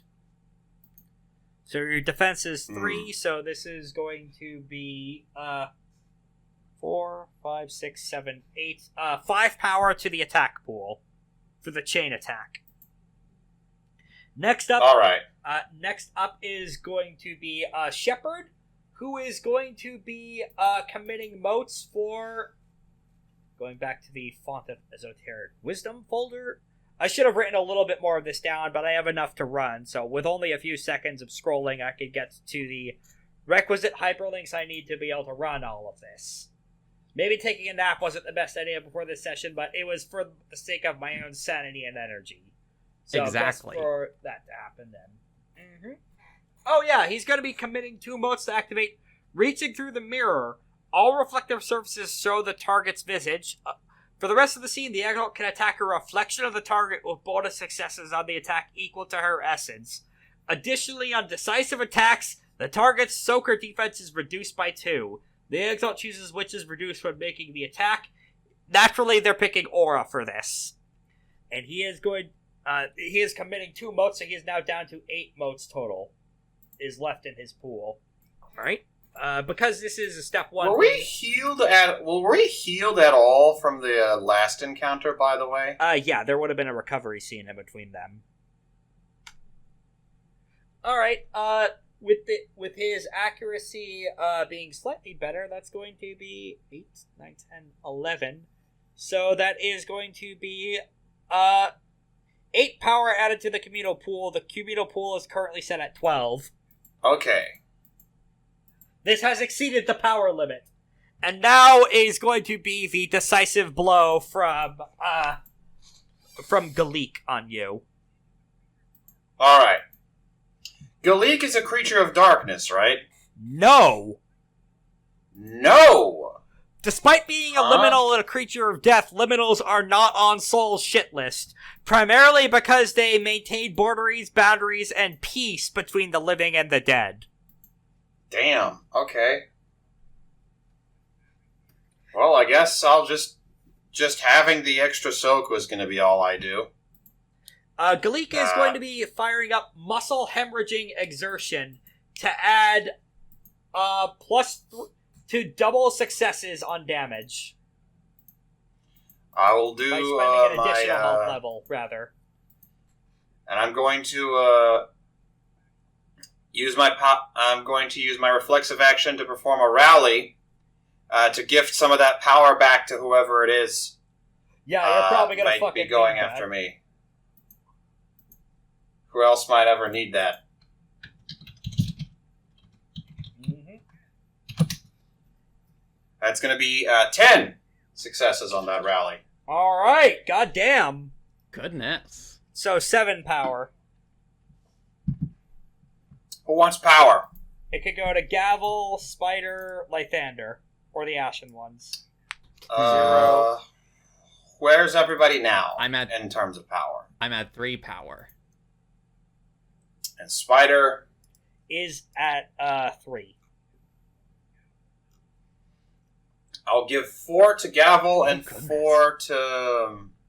I'm going to give 4 to Gavel and 3 to Spider, I think. Lythander, do you want some? How much do you need? All right.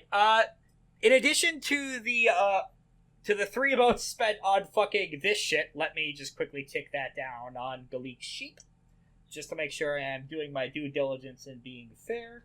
So that is down to 4 votes. Very high anima hours are going off now. Although they would have regained 1 from the Breath of War, as has Dark Mantle and Shepherd.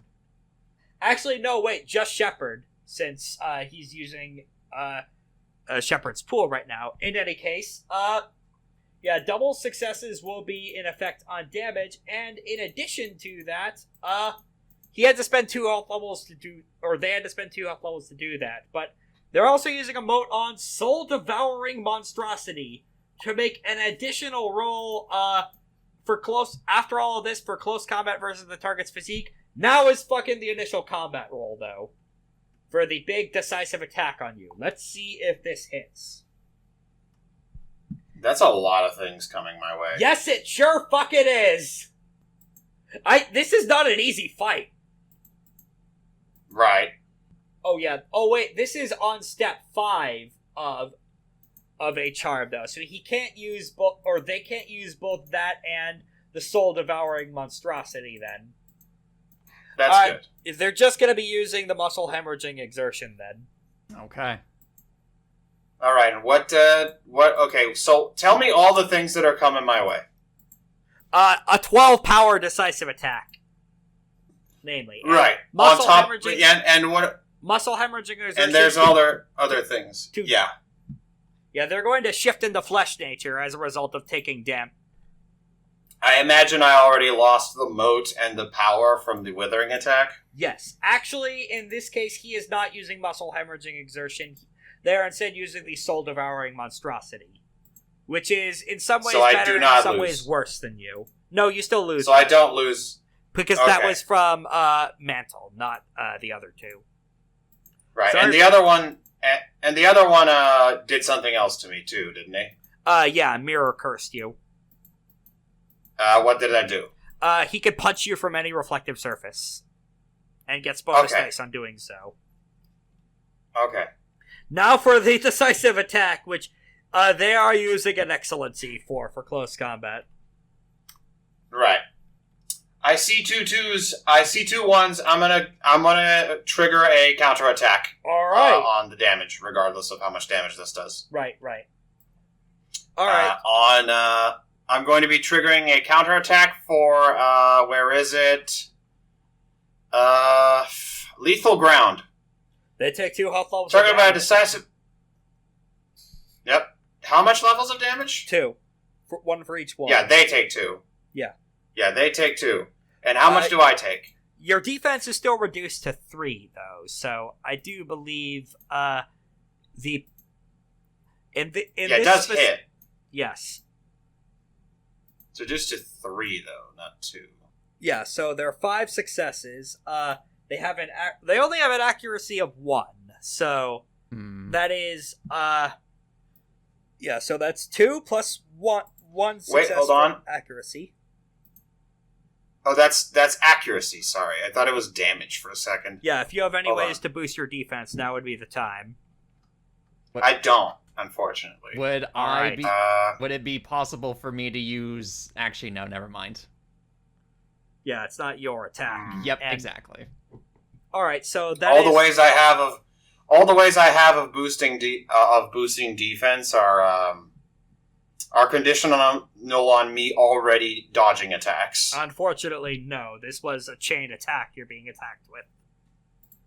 Yeah. So that is a total of 17 power with 3 overflow. That's What dice else cap. Let me see. Hold on. 18. Wait. Lethal to ground. Targeted. It's for every roll on damage. So I don't spend it yet. That's on damage. It's not on thing. Oh no! Oh well. 11's oh man, that's a lot of success. At least it's not double 9s, because he's not in the right nature, or they're not in the right nature for that. Right. I mean, I still go down probably. That's, let's see, 1, 2, 3, 4, 5, 6, 7, 8, 9, 10, 11, 12, 13, 14, 15. 15 successes, not counting any automatic successes. Yeah, I'm gonna go down. What's your soak? It's 4. So that's 10 damage. I go down. Unless you take a dramatic injury. I'm gonna take a dramatic injury. Alright. Now, this attack would kill you by causing you to rise as a hungry ghost, but because you're taking a dramatic injury, that is not the case. 3, 4, 5, 6, 7, 8, 9, 10. I have 10 health exactly, so I die exactly. Well, 10 health and then the incapacitated box, so you can stay up being hit by maximum wound penalties, I think. Yes. Do you want to do that? No, I have 10 health and I have 9 wound penalties, and then the 10th is the incapacity. I see. Box. All right, you want to take that dramatic injury then, or someone Yes, could get you I up will. and I don't want to die. I don't want to get knocked out of the fight by the first attack that hits me. Okay. And thankfully, this is a once-a-fight super combo attack that you can use. So, all right. Well, I'll take having a permanent injury in exchange. Well, sure. Permanent injury that could be healed potentially. And I know what form this dramatic injury will take. Fuck it. All right. At first, go ahead. Via the soul-devouring monstrosity attack with Hungry Ghost form, nothing seems to happen at first, as initially they just seem to punch you. Then all of a sudden you start feeling lethargic. Not anything that would necessarily impact your performance in a fight. Nothing that will become apparent until the next sunset. Oh no. Out of character, your lower ghost has been severed from your body. Oh no. I don't know what that means. Also, after the attack, the liminal may take Ardo- an additional action, which can't also be an attack. Alright. The soul-devouring monstrosity mode they are using is... they are effectively going to activate another defensive charm to buff up Shepherd. Just scrolling down to the exact thing as all of a sudden you just feel real eepy. Why do I keep getting hit with these? Good question. Well, I guess I got it. I guess if I'm gonna run my mouth, I might as well get hit for it.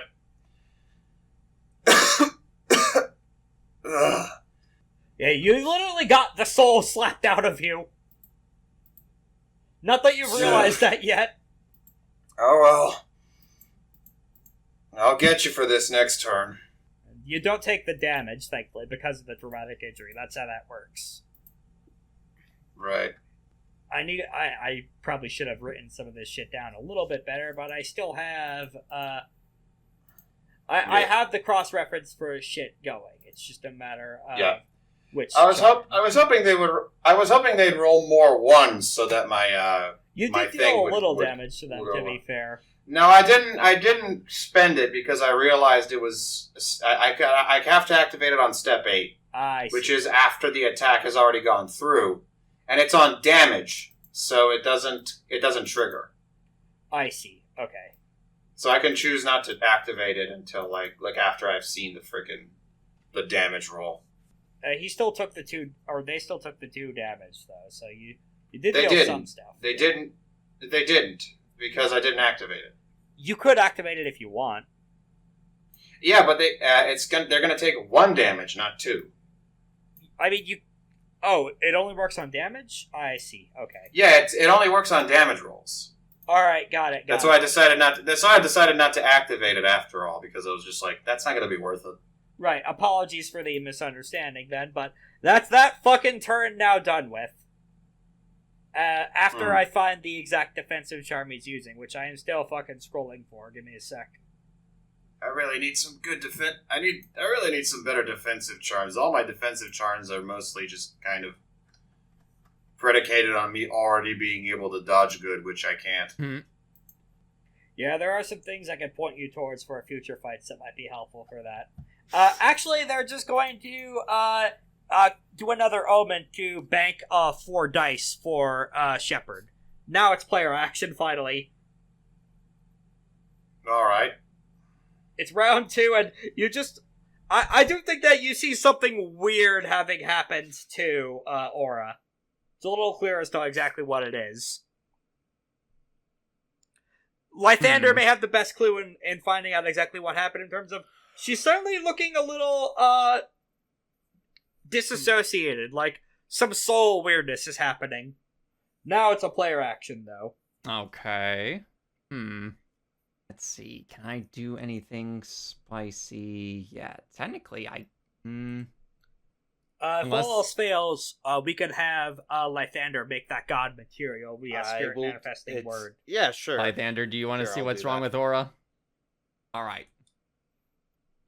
Alright, that's gonna require a force plus performance check. Force plus performance. Yeah. And spend the moat for that, and naturally add a stunt if you can think of a funny way to demand this god's manager. Who's the manager of this god? Activate the... that's actually a very good question. If you could convincingly carry it out, that would count as a stunt. Excuse you! I need to talk to your upper management here. This is quite unacceptable that you're such a hypocrite, and I want to know the god to which you serve and are not doing your job for. Sir, help me, I'll go to the upper pantheons of what... It's not Tempered Meshu, is it? It's Tempered Meshu, right? If it was Shepherd, it would be. This would be I will Kandahar. go to the head of a state in Kandahar and demand your manager.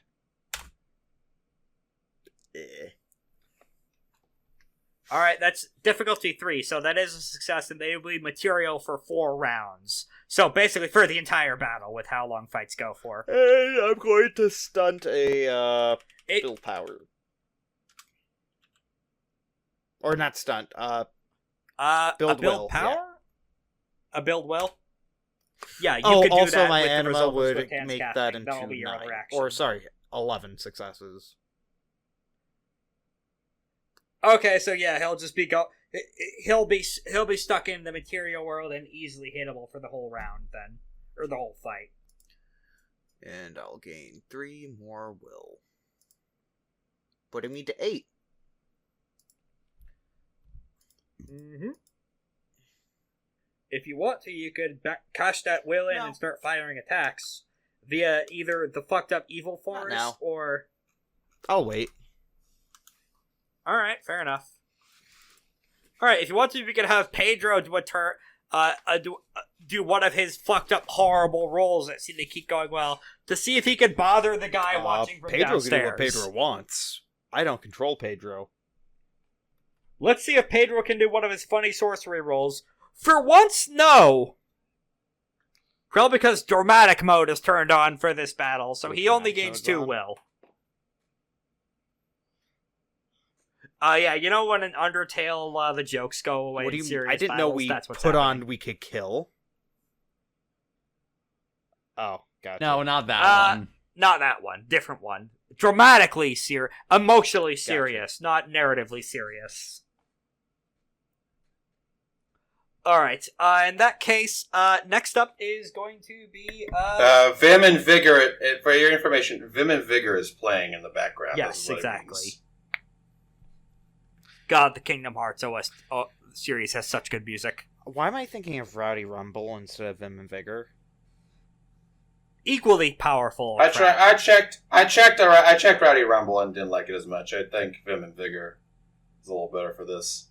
Alright, the ghosts are going to be going. They're going to be spending one power and 1 mote to activate Thrashing Ghost Tantrum against both Gavel, Aura, and the Ashen Ones. Oh, never mind. I got that mixed up. I was thinking of Vim and Vigor, not Rowdy Rumble.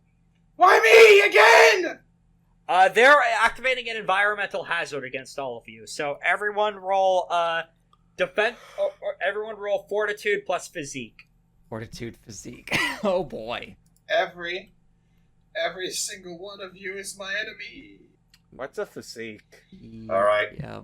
Time to fail this roll. Lythander, you don't need to roll that. You're not in the... Oh, the Ashen Ones take 1 health level, or 2 health levels of damage. Okay. Kindness full of grace. I got 3 successes. That's a success. Thank goodness. I got 4. While the Exalts Thank around God. here remain resolute and are not thrown around via some poltergeist bullshit, the Ashen Ones are trapped in paranormal activity right now. 10-gallon pure beef. What? Pinoid. Jesse, what the fuck are you talking about? We're in an RPG session. You will understand. You will understand if you watched. In time, you all... now I figure out what you mean. I've already I started agree. to In regret time, my you will thoughts and understand. deeds, guys. Don't worry about it. You will understand the 10-gallon. Sakata Quintada!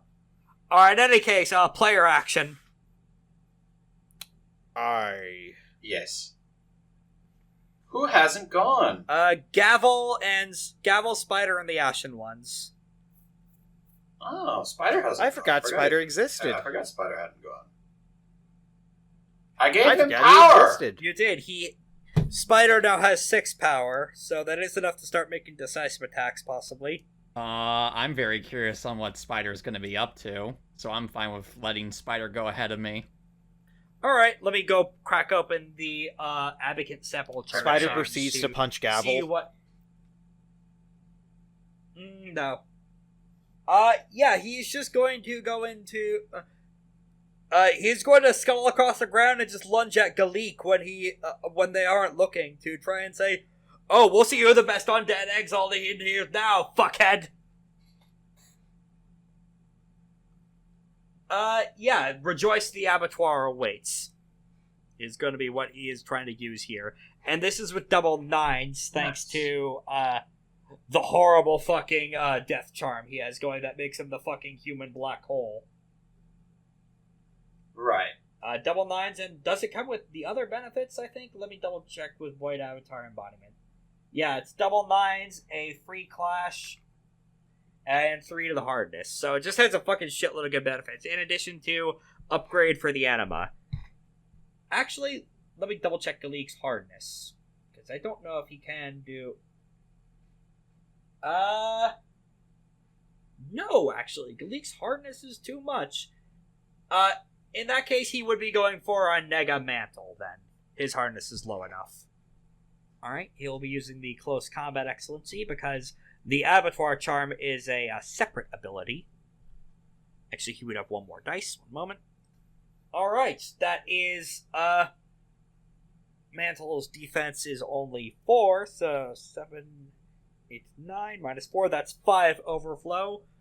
So that's gonna be 6 power plus blah blah blah blah blah blah blah. Also, he spends a mode on Excellent Strike to double successes after defense is applied. So Right. 7, 8, 9 minus 5 or minus 4 is 4. Double that to 8. So that is going to be 6 power plus 8 overflow for 14 total damage, and that fucked up Abattoir Charm, which I will describe after damage is rolled, because that's the post-damage step. Lovely. Whew! Oh my goodness. Oh my god, Spider. Remember when I said Spider's super fucking dangerous? No. Yeah. 7, Yes. 8, 9, 10, 11, 12, minus the soak of 4. Spider just fucking rips Dark Mantle's head off. Oh! Whoa! That's crazy. What the fuck? Yeah, Mantle would have just legitimately fucking died right here and now if Shepherd hadn't been using his evil mirror duplicate. Huh. And as a result of that, Mantle takes a dramatic injury from his mirror self being killed. Whoa. Like, once again, this could have been a narrative flag where he died, but ironically, Shepherd inadvertently saved his life, but he's still getting fucked up because of this. And now I get to read out what Rejoice the Abattoir Awaits does. He's attempting to reflexively instill or strengthen a tie of my own mortality. Well. Stillness of Stone meditation means he does not develop a fear of death. Okay then. He's trying to panic at it. It's like, well, does this scare you, Mr. Monkman? He, at this point in the fight, he seems more frustrated than anything else, as he is holding his own head and thinks is, I know a bunch of bullshit that's happening right now, sir. And he's only able to understand when he's fucking reading his lips at this, I should note. Oh, and because of the Duskcast Exalt advantage, even trapped in the mirror realm, Mantle still takes a health level of damage. Even if it was the mirror self he had his head ripped off of, the feedback still affects him, in addition to the dramatic injury. Hmm. Yeah, that would affect me too if I saw Ghost me getting decapitated. I mean, really, Mm-hmm. who wouldn't? Yep, that's how it goes. Enemy action. As one of the enemies is now taken off the table. It is going to be, Shepherd up next. After seeing fucking that, I'm afraid we can't have that happening. Yep, going back into the, actually, I'm just gonna fucking open up this, tab. Oh god, this makes it so much easier to navigate. Thank you, Sumatra PDF Reader. A free open source PDF reader anyone can use. Ooh. Hita. Going to... Subsong read. He's gonna be spending, 2 motes to, bring out 2 mirrors from his pockets and then just start fucking, juggling them. And then he will use them as thrown weapons as he briefly, yeets them at, Aura in a withering attack. Jesus. And as a result of being able to attack you through any reflection, it's bonking you just via thrown hand mirrors as a cannon, he gets, 5 bonus dice on this withering attack. Ugh. And That's 8. Your defense is still 3 at the moment. So 9, Yes. 10, 11. He gets 8 power, I believe. Alright. As all of a sudden, bam, bam, bam, bam, bam, bam, mirrors to the face. Ugh. Player action. Jeez, today's not my day. All right. I'm presuming Galik is still the closest enemy near me. Correct. Indeed. How far is everyone else? Like, as I've been getting hit by everybody in the field, and I can't. And the only person I've been able to like target for an attack is Galik. You are now long range away from, at the center of the shipyard, Jesus. Shepherd and the God. The rest are... Galik has been holding you off this whole time. Because they have been able to go full sicko mode. As you have seen. Let's see. You know what? I'll do another withering attack that way.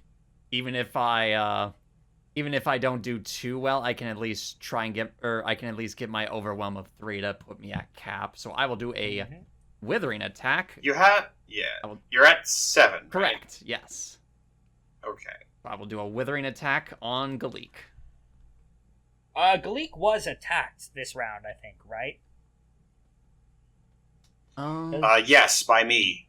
In that case, their hardness would be down to 7, so you could decisive on them if you want. Ooh. You know what? Sure. Why not? Let me take a look at some things real quick just to make sure. Yes, okay. I will do a decisive attack on Galik. Alright, Galik is going to spend 2 motes on flickering shadow evasion to roll their gavel skills pool to add the successes to their defense. Oh, you little git. You can feel free to think of a stunt that could help on this attack that might be useful. Alright. Gavel just stares down at Galik and just smiles and says, "Well, well, well. A combination of me and one of my enemies. I certainly hope you don't disappoint me when it comes to combat. I've been really curious to see how I may stand against my own self. Bring it." That's only 4 successes. Their defense is 10. Given that this is a late game campaign with all sorts of crazy fucking bonuses and maxed out stat pools. Jesus, 10? Indeed. Man, fuck this. I'm not fucking fighting this thing. I'm fucking running all the way over to where the fucking goddamn shepherd is. This is not an easy foe. You have gotten to the point of the campaign where you're fighting really dangerous enemies. Indeed. Alright. Can I leave them and, So go ahead and roll that attack, Spider? Gavel. That's a pretty good, badass one-liner. Alright. Yes. Okay. You have accuracy on that, right? I have technically 1 accuracy.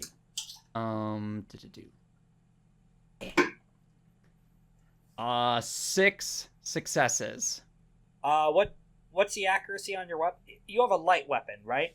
What's it? I have the Ligier boots and the Orichalcum gauntlets. The Orichalcum one, I do believe, is medium, so that adds 2 accuracy. Indeed. So 7. Wait, that's only 10 for your melee attack? Yes, it is. I believe so.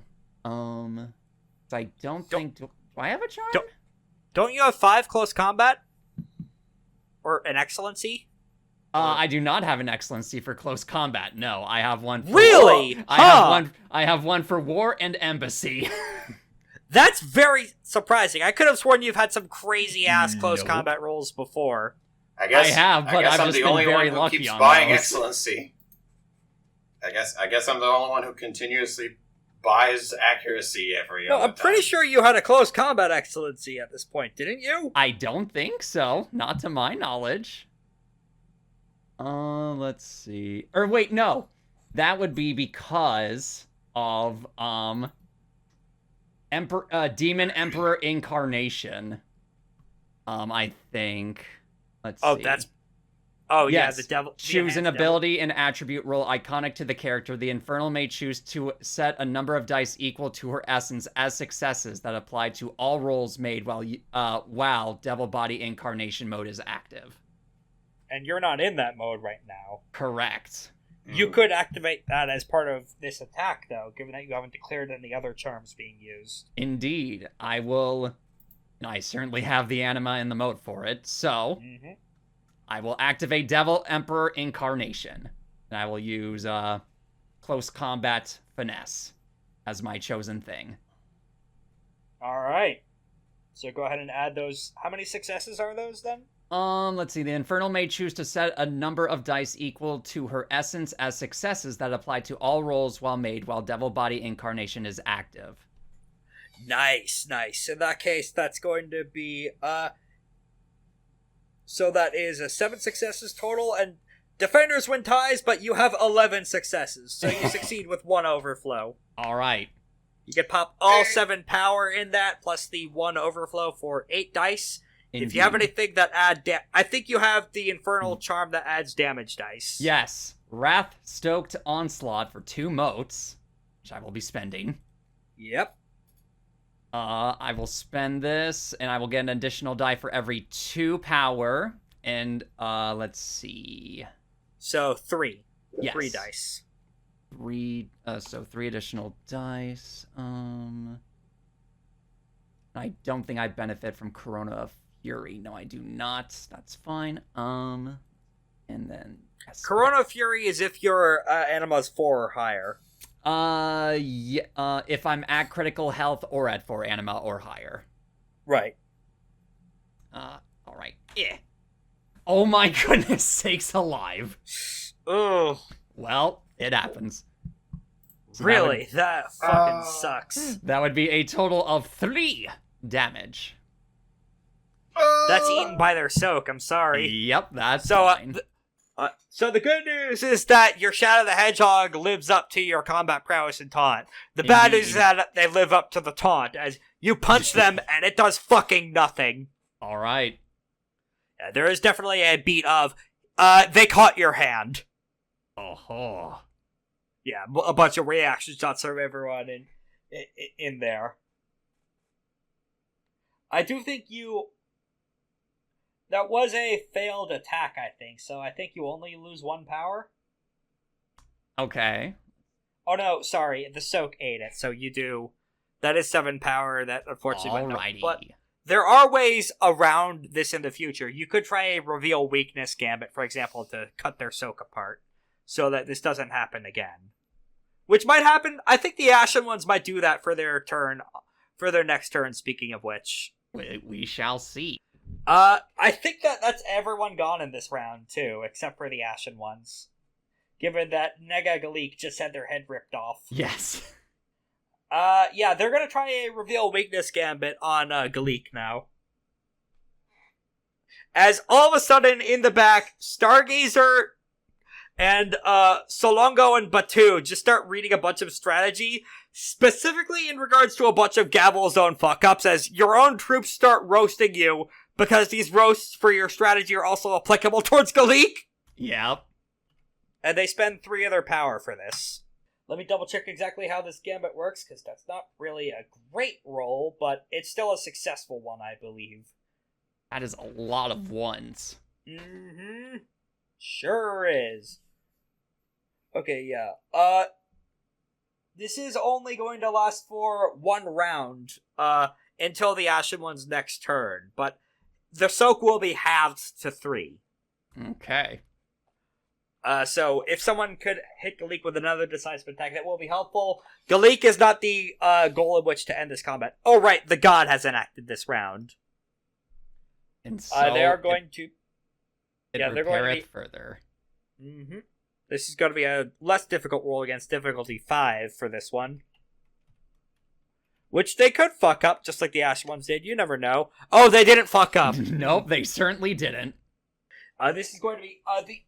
The ships are now completely, fully extricated from the rock walls. Not operational yet, but all the ships from Rockport have been yanked out from the walls and are now ready to be primed and fully reactivated. They still need time to do that, so someone should probably take this god or Shepherd out if possible. 3rd round. Everyone regain a moat. All of this happened in the span of 20 seconds. Wait, that was round 2? Correct. What happened in round 1? A bunch of charging up, mostly. Round 2 is where everyone started launching their crazy bullshit. Yep. I didn't get to act a second time. Then you act now, then. Sorry. Alright. In that case, then... After having one of your souls punched out of you. Alright. 9 power. My enemy is at long range from me. I still have a lot of motes I can spend, so I'm gonna do some fucked up shit. First, I'm going to aim reflexively. Wait, no. I'll aim reflexively at the end, because then I get bonuses from Righteous Devil form. First, I'm going to flurry some stuff. Firstly, I'm going to perform a Living Wind approach to spend, or not Living Wind approach, Racing Hare method to spend 2 motes and move 3 range bands along the ground as a simple movement action. Yep, you are now within close range of Shepherd. Oh, then I don't even need to do the other thing. Hold on. What? How far can I get via sprint? 2 range bands. Okay, I'll do that instead of doing a Living Wind approach. And the ghosts can't block you like most battle groups can because they're immaterial. I'll spend 2 motes on step 1, when declaring a decisive attack. I'll perform an aim. I'll reflexively aim, so I get +3, and then I'll get an additional bonus depending on how distant my guy is. And I'm going to declare a decisive ranged attack. And then I'll spend 2 motes for speed of light approach. When declaring a decisive attack, I can take a reflexive sprint action before or after the attack resolves. I may sprint even if I have moved this round. Until the start of the next turn, I add +2 to my defense. This effect stacks up to 2 times. I'm gonna note that Shepherd is gonna be spending 2 motes to activate Shield of Mars to deflect these attacks to the Ghost Army. It's a good thing I'm not aiming at Shepherd. Oh, nice. I'm aiming at the god. And the god does not have those kinds of exalted defenses. They just have a decent stat line. So that's gonna be, I'm moving in. I move into short range, which would give me the +3 accuracy on the, which gives me the +3 on the roll for accuracy, And in addition to the +2 from Righteous Devil forms, if I'm not mistaken, let me see. 3 at close range, 2 is short. Yep. He's not a creature of darkness, but that's fine. Power lower than my force begin their turn in close range, cannot move away from me reflexively. That doesn't matter. I had to spend emotes, and I had to spend that on step 1, so I can't go for an excellency here. But it is still a very accurate attack with 15 D10s, and I have no wound penalties, so that's definitely going to go through. In addition, I get 1 more accuracy than usual, thanks to Phantom Arrow, and no ranged combat penalties. And I didn't have to flurry at all. The god will be spending 3 motes on Durant Aegis on step 5 to give you a 3 success penalty on the damage roll. Okay. It's not a damage roll yet. Yep. Alright, that's gonna be 8 successes on accuracy. That is a success with overflow of only 2. That's fine. I'll make use of my power to... I'll make use of 9 power. I'll make use of all 9 of my power on this one, and then I'll also spend 1 mote on Dazzling Flare to add a bonus down. To add a bonus 7 bonus dice of damage. All right. To the decisive ranged attack, because I am now Essence 5. And this damage ignores 1 point of his soak. Let's see, so that gives me plus the 9, plus the 2, plus the Hey, this 1 is why Mantle was so damage. reluctant to fight you guys directly. So that's going to be 2 plus 9, so 11. Oh, plus 7, so that's 9, so that's 18. Plus the auto success that I get from the damage. Yeah, roll. this So is that's, another good reason that Nega, that Spider took out Nega Mantle. He would have used Elemental Protection Technique to give allies a good amount of protection against your fire-based attacks. He can't do that now. Yay! Thank you, Spider. You're so good for us. As Spider is devouring a man's face. Do I have any other things I can do? Anything else? Burning Judgment Halo. 1 animate. I've got Burning Judgment Halo, of course. Sure. Alright, that's not too bad. That's 8 successes on damage. Minus 3. Ignoring 1 soak. Yeah, that is a penalty of 3 successes, though. So 5 successes on damage, ignoring soak. Mm-hmm. And I'm right next to them now. I was at long range, and I'm right next to them now. So that's 5 successes total, 1 ignores soak. Yes. In that case, they take 1 health level of damage. Sheesh. That's gonna be a tough one, huh? Mm-hmm. They have pretty goddamn good soak, and the, as a note, that's an expensive. Durant Aegis is real fucking expensive. They can't keep doing that forever. It costs 3 motes every time. And the Breath of War affects them like everything else.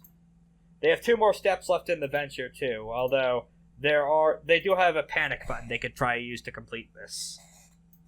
Which they might use on this next turn. As we finally enter round 3, everyone gain a mote back. Yeah, Player right. action. Alright, who's going? Lathander, do you want to you would do some fucking blasting? I don't have the power to do that. I have 0 power, remember? Well, what you about have 8 Will? will, and you could build power and then build will. I am going Okay. to proc Shadowhane's Cast, or Glorious Exalted Burst, or Blast. And I'm Alright. going to fire a Withering attack. Alright. Ooh! And because it is a medium weapon, I believe... Yeah, that's 2 accuracy. So that should give me So that's, 7, 8, 9 power. 6 power. Oh, wait, who are you hitting The with weakest this? target I can see. That would be the god. So as long as you spend an anima to make that attack long range. Yeah, I'll spend an anima for that. I'm still at icon. I would still be at iconic. Yeah, so that is 6 power still. Yeah. Oh wait, if the weakest target, let me double check, Shepherd's defense. If you're trying to specifically hit the weakest one to farm power. Oh wait, Shepherd's defense is even crazier. Yeah, that's 6 power. Only 6 power even with that overflow. Okay. That's a 12 total, and defense of 6. Alright. Alright. That's the turn. On to, enemy round of the ghosts. They're going to be spending another power and another mote to Thrashing Ghost Tantrum. The Ashen Ones, Lythander, and Spider in this case. So all of you make fortitude physique checks. Fortitude, Oh boy. Physique, 0, and physique. So this is going to just be 5. Hey, 3 successes. It's difficulty 3, so you succeed on that. Please. 3 successes. Oh my goodness. You'll avoid being further paranormal activity again. And now it is player turn. Who wants next? That's a great question. Spider. Spider could go next. After he succeeded on obliterating a man, you hear some small, slow rotations as he turns his gaze back towards Galik again. As he's just going to do a withering attack, but this is with the crazy double 9s, and he is spending a close combat excellency on this. He only gets his overwhelm of 3.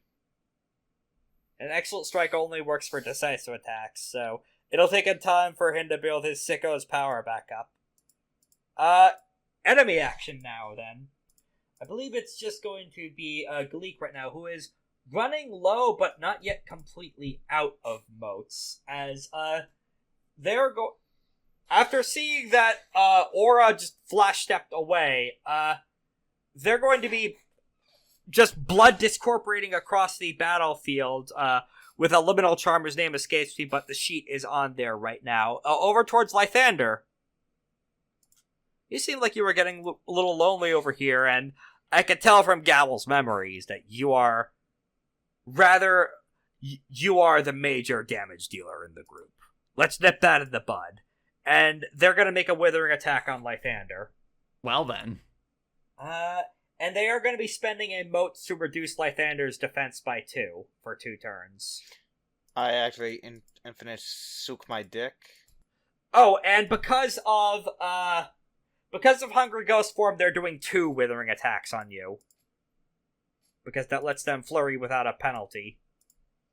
But in exchange, both their defense and soak is further reduced by 2. Yes, this counts the reveal weakness gambit from the Ashen Ones. So their soak is right now 1.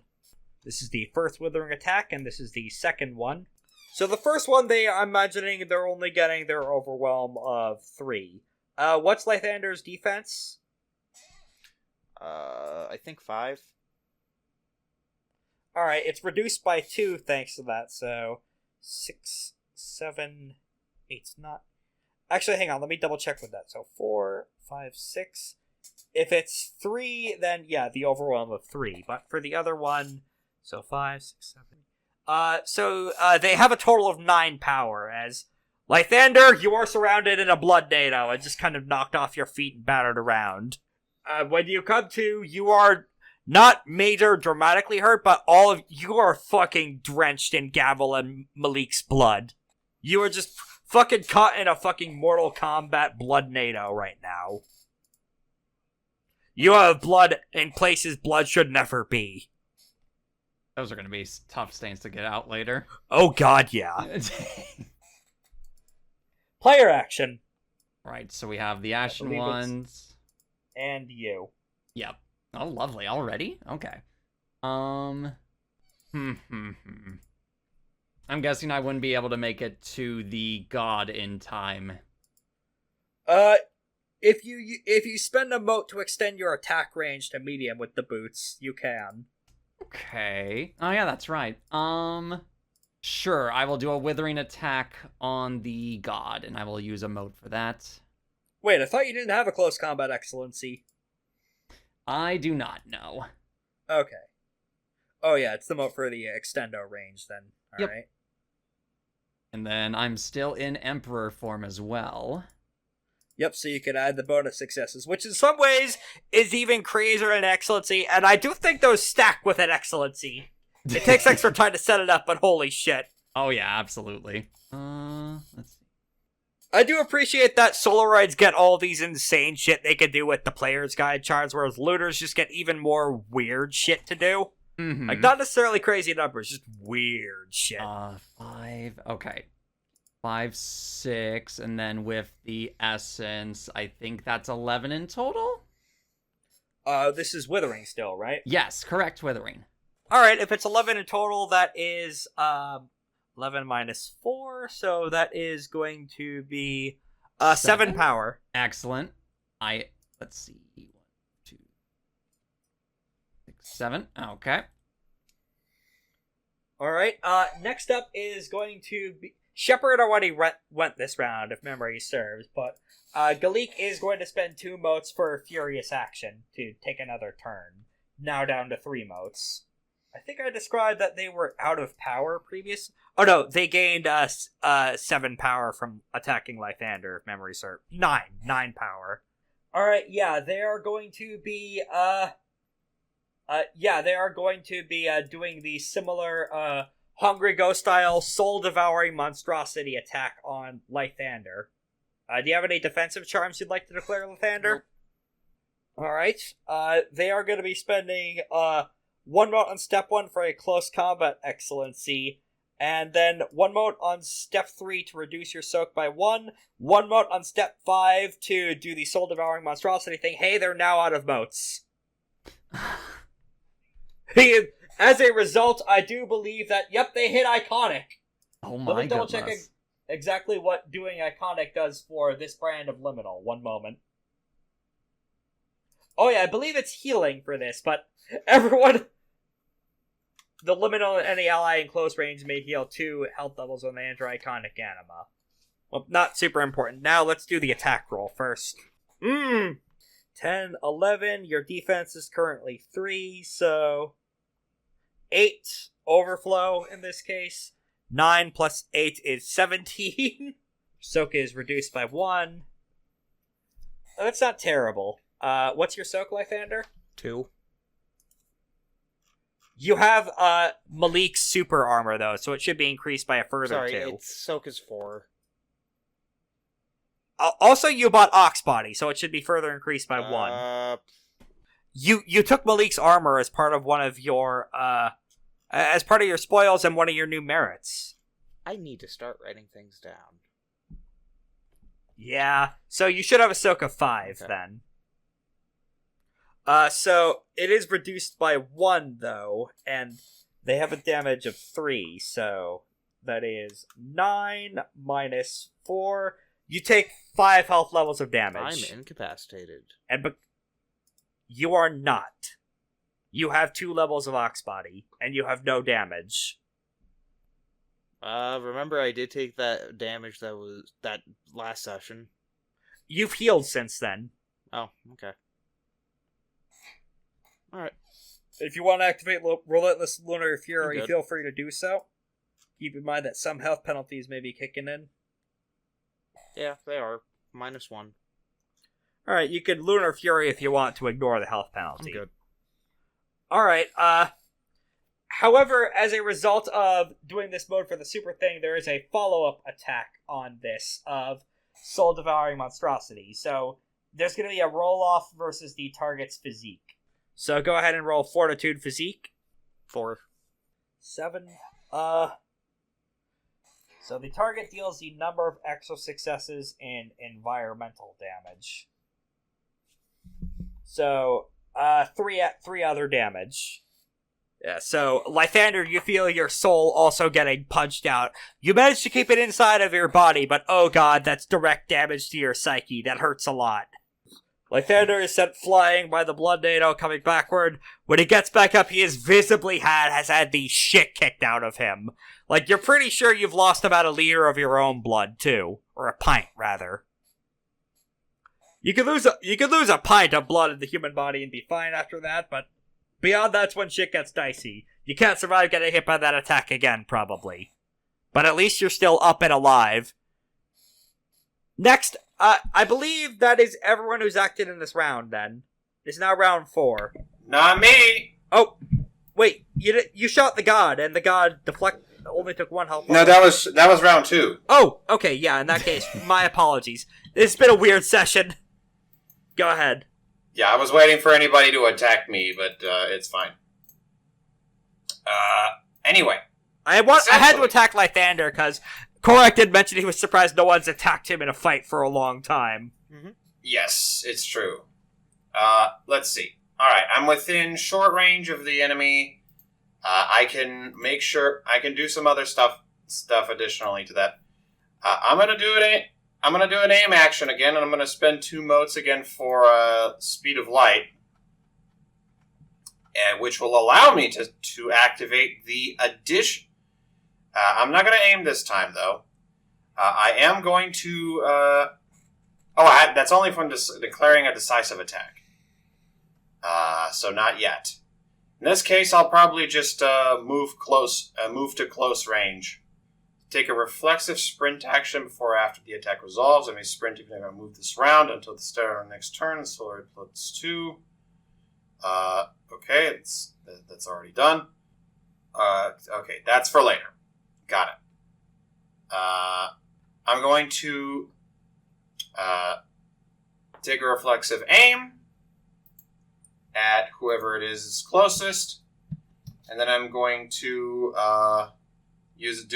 to perform a revolving bow discipline, so that I can perform 2 ranged attacks. First is going to be a withering attack, and then depending on the result of this withering attack, I'm going to perform an additional one.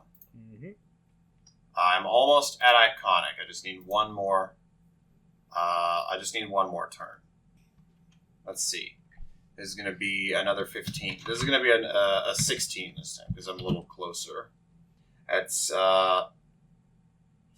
8 plus 3 plus 4 automatic successes, so that's going to be 12 successes on this withering attack. That's 6 power to you. All right. I'm going to perform another withering attack. All right. Try and give myself a power cap. This time with an excellency. Alright, I think that puts me at power cap. Yep, and it is now the end of round 3. Everyone regain a mote, and if you want to, Aura, you can immediately take the first player turn. Alright, I will. Do it, Aura.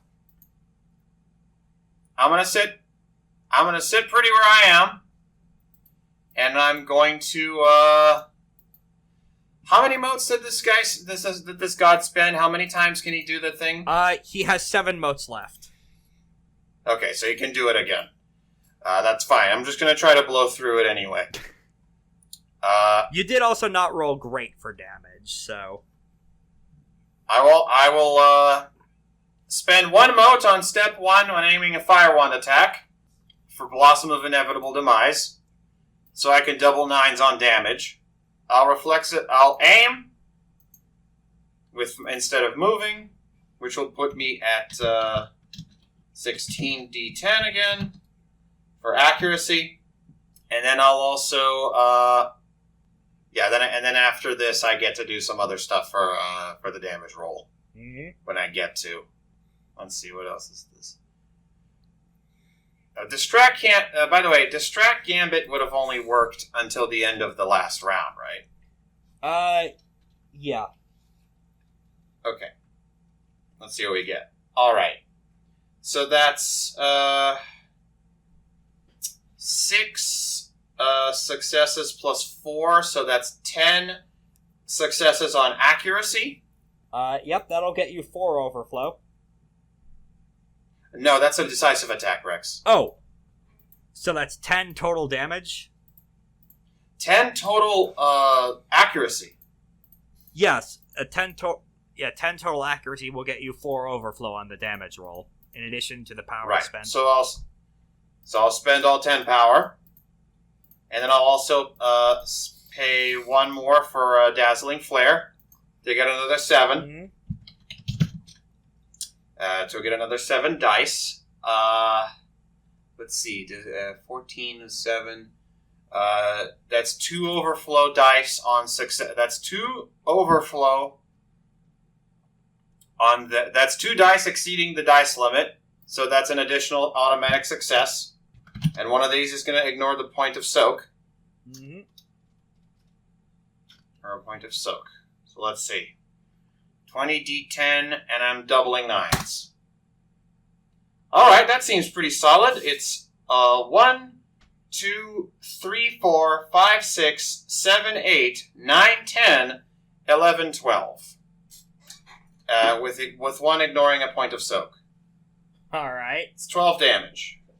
Minus 3 from Durant Aegis, so 9 damage. Ignoring a point of soak still. Mm-hmm. That's 5 health levels of damage.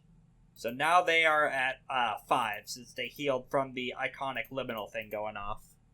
And I am an iconic as well. Mm-hmm.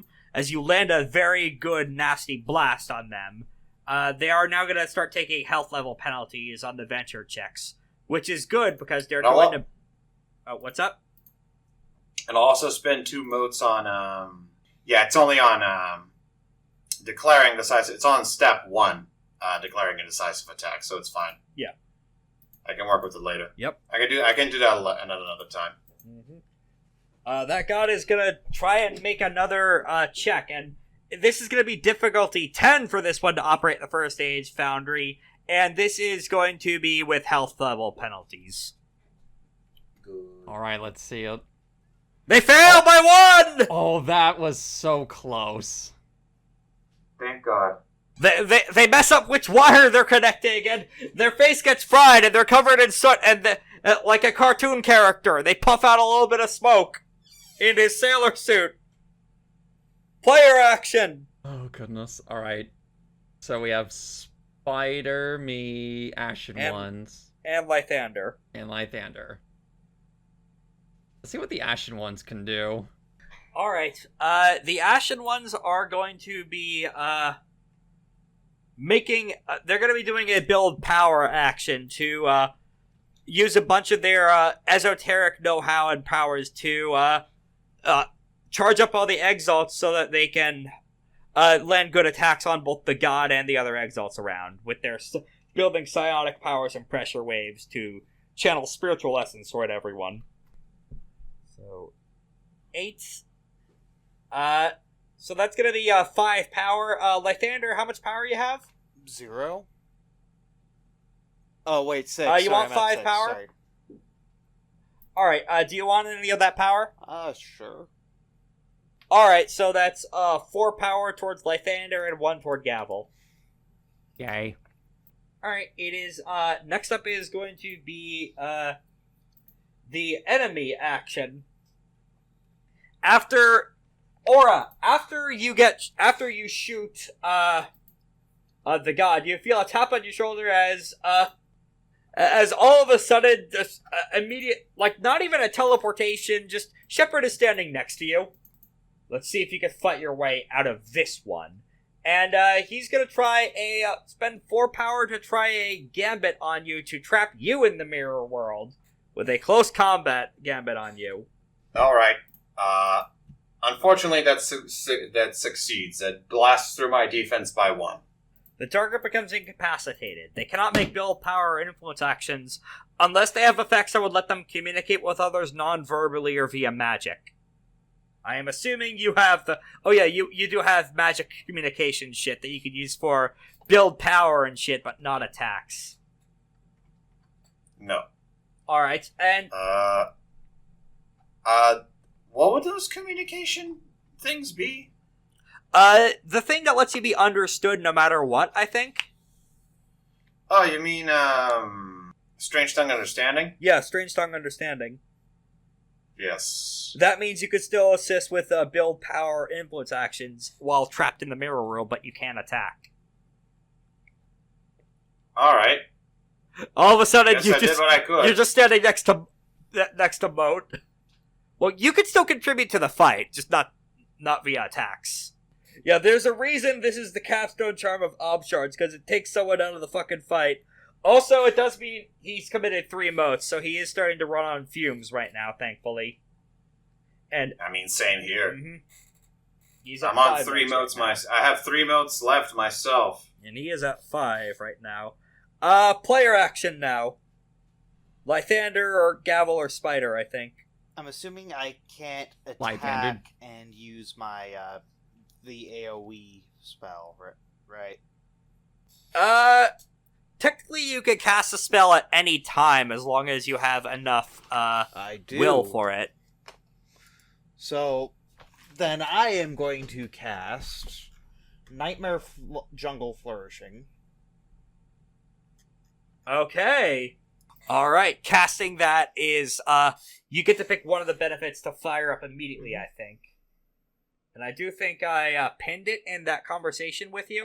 Can trigger one of the following effects. But Once per you have it turn, cannot written use down? the same effect twice in a row. Mob, Hunger, Jungle, one-time environmental hazard damage equal to lava hits a foe and everything within short range of them. Caster can send power and will to increase damage. Poisonous spore injection. Exposes enemies to contact poison for damage over time effect. Terror hidden beneath death caps. Build power roll with essence. Automatic success to allies within forest. Okay, so which effect do you want to start with? Poisonous spore injection. Who do you want to hit? It says enemies. Doesn't say I have to choose who. Given that the god is flying above in the sky, this would be Galik and Shepherd, but not the god or the god. You see, you didn't tell me that. You just said enemies, meaning everybody. Alright, fair enough. So they'll all need to roll off. This is a second circle necromancy spell. This is when shit starts to get wild. So first, let's go ahead and roll for Shepherd. For saving the world, this is only using his secondary pool. He's going to be spending 2 motes on deferred wounds. Okay. So he'll be taking this poison damage in the future. And that is also burning through some of his mote pool. Now let's go for Galik. This is actually going to be using Galik's shitty pool. Don't worry, I believe he'll make it. What's the difficulty on that? You didn't give me a difficulty. Equal to essence, if it doesn't say. So 5. Yeah, so is the they fail difficulty. on that. Oh my goodness. So they are going to take equal to lava, which I believe is 3 health levels of damage. Nope, no, this is the poison. They get poisoned for damage over time effect. Yeah, contact poison. Yeah. In this case. Yeah, they're both exposed to the poison. And now for the god. Oh yeah, this is also going to be using their shit pool. They weren't expecting fucking this. Woo! Oh! I wish there was a 1. Given that we're going late, let's just say that the first interval kicks in immediately, given they fucking got no successes. Okay. That's still a failure! Oh my goodness. That is, 2 health levels of damage to the god. They're now at 3 health. And is defeating the god the, You have to defeat the god and Shepherd. Alright, and now I'm gonna actually attack. Uh-huh. So, so what's the defense of the god? Defense is, 6. And what's the defense of Shepherd? 7. Was Shepherd hit at all this round? Not directly. They inhaled some of the poison. Gotcha. I'm going to attempt to spend all my power to use a glorious exalted blast with non-withering on the god. Okay. Oh! 10 successes. Oh my. That's with my -2. Oh my goodness. Keep in mind it has a accurate. It's a heavy artifact weapon, I think. So that is an additional accuracy. So 6, 7, 8, Yep, 9, 10, so- 11. So that's going to be a hit with 5 overflow. So And I forget how hits work, so it's going to be 5 plus the power that I throw into it. Yep. Plus 3 successes from the damage of a heavy artifact weapon. And question, do I get my minuses on the damage roll? Not on the damage, just to hit. Okay. That's what I was hoping for. Mm-hmm. Oh my goodness. 8. They are spending, they're spending the last 3 motes on Durant Aegis, which is the last casting of that they can have. So that is going to be 8, plus 3, so 11 from the auto damage. Mm-hmm. 11 minus 3 is 8. Their soak is currently... How do you want to do this for the big old Popeye Sailor God? You just barely did it. I don't even know. I just fire it off. Beaten by the blood tornado, I fire it off. It does a Boruto Rasengan of it looks like it's flickering out before it touches him, and then it just explodes. All right. Do you have I don't think you have access to Spirit Slaying stance. About that, I think I do. Do you want to spend a mote here to kill this god permanently? Wait, no, I don't. That is Spirit Slaying stance is That's me? yeah. This god will be out of the picture for a fucking while, but eventually, the Kamthahari cult they did gain as part of this deal will revive them in a couple months. But they'll be out for this arc. Mm-hmm. As they just sublimate into essence, and the shipyard, as Shepherd just kind of flinches, damn, no, I'll have to do that. Oh, well, I'll have, Shepherd will, this is new round, I think, right? Round 4? Round 4, I think, yes. Oh, right, Gavel and the Ashen Ones haven't acted yet. Correct. Everyone yes. else has. This is still not yet. This is still not yet round 5. Right. In that I think case, it was.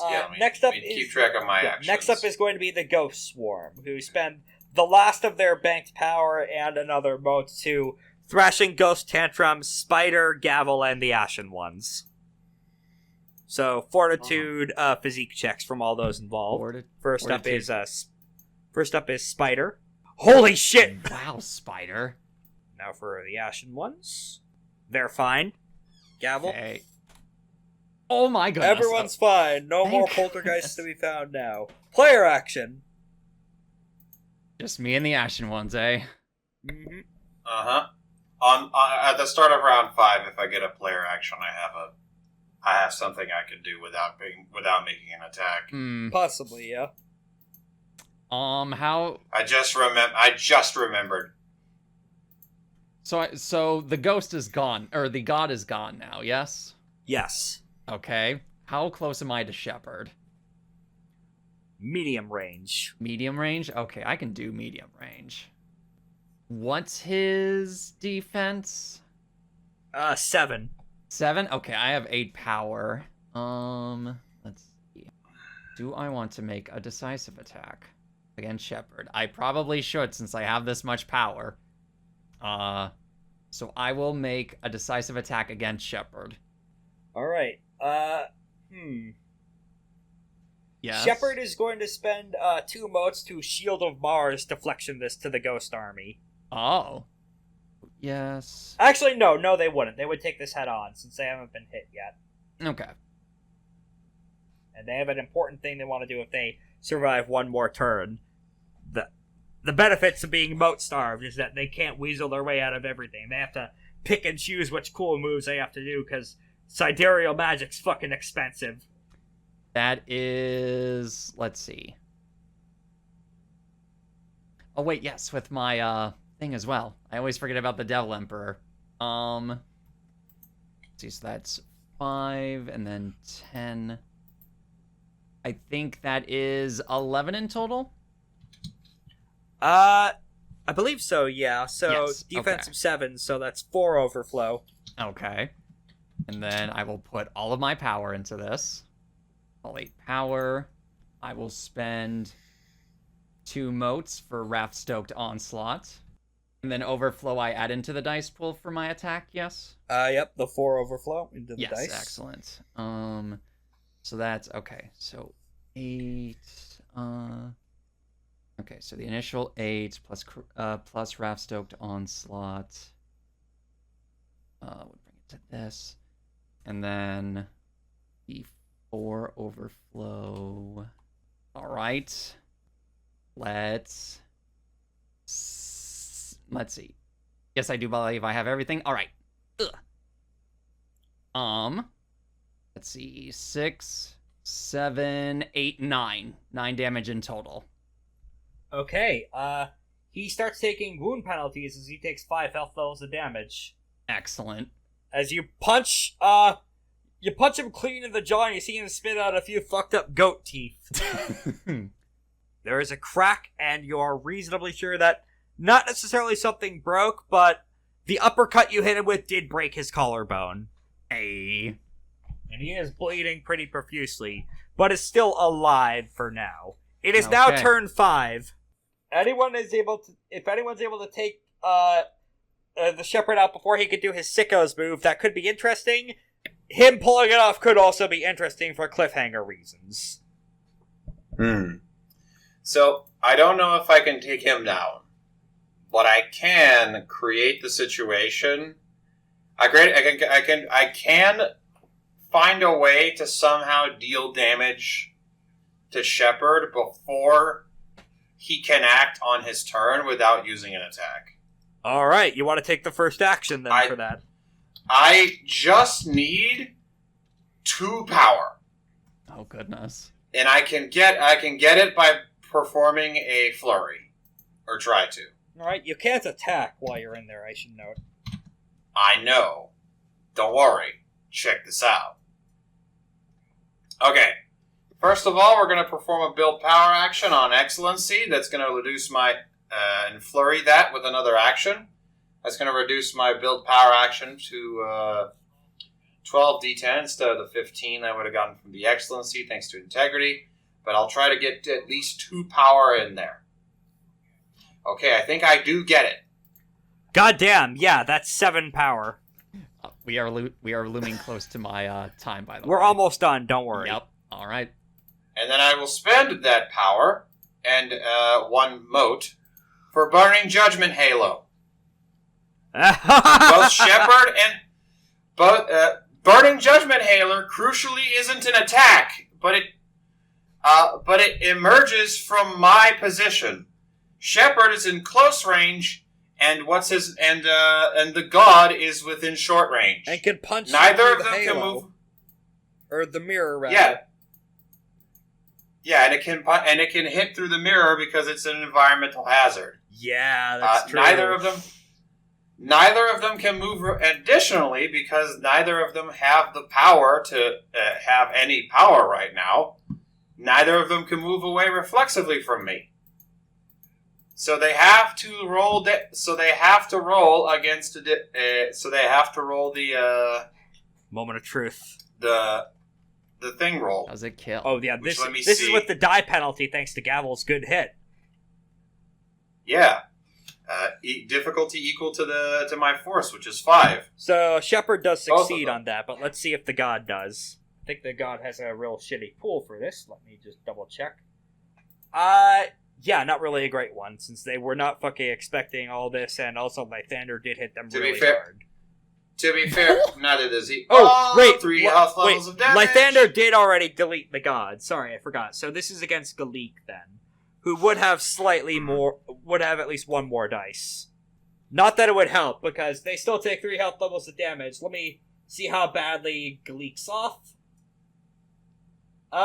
This is the first time they've taken damage. Indeed. Galik's a fucking combat monster, but in exchange, they're at like 2 motes right now, because, oh god, have they been doing a lot of shit. However, that is not the only thing Galik has, or Shepherd has to worry about. Oh, right, they deferred wounds the poison thing to the future, so let's see when that will kick in. And I can also donate some of that remaining power to someone else.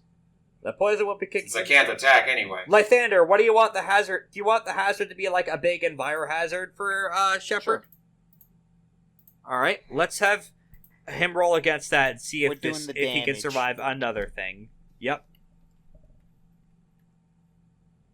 It's difficulty 5, right? Yes. Defenders win ties. I will donate the remainder of my power to whoever is closest to power cap and can hit Shepherd on another turn. Wait, Spider didn't go No, he last did round. Not. Oh, All boy. right, let's have him make a retroactive withering attack, and then, or you could donate that power to Spider. Let's see if he can take him out. All right, I will. Spending a close 5 combat power to excellency. Spider. 5 power goes to Spider. Well, he got his overwhelm of 3, but that puts him at a total of power cap, actually.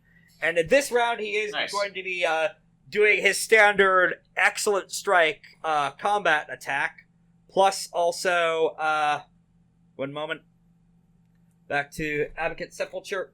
Yeah, he's going to be using Rejoice the Abattoir weights, as well as excellent strike, as well as a close combat excellency. So that's going to be a total of his full fucking dice pool. With double 9s on Joke's this, I on should you. note. Joke's on you, Shepherd. I'm not just one person.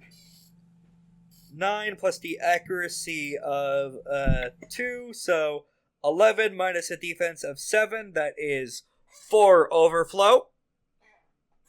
And that is 10 power, so 14. How do I want to do this? Oh my goodness. Well, first let's see if Shepherd could or Spider could succeed in the fucked up instill action, which will have implications going forward. No, he fails at that. Well, there's that at least. But he does fucking win the fight for you guys. Yay. Now here's the question though. Would Spider listen in regards to not killing him? He's your ultimately, he's your ally, Lythander. Oh.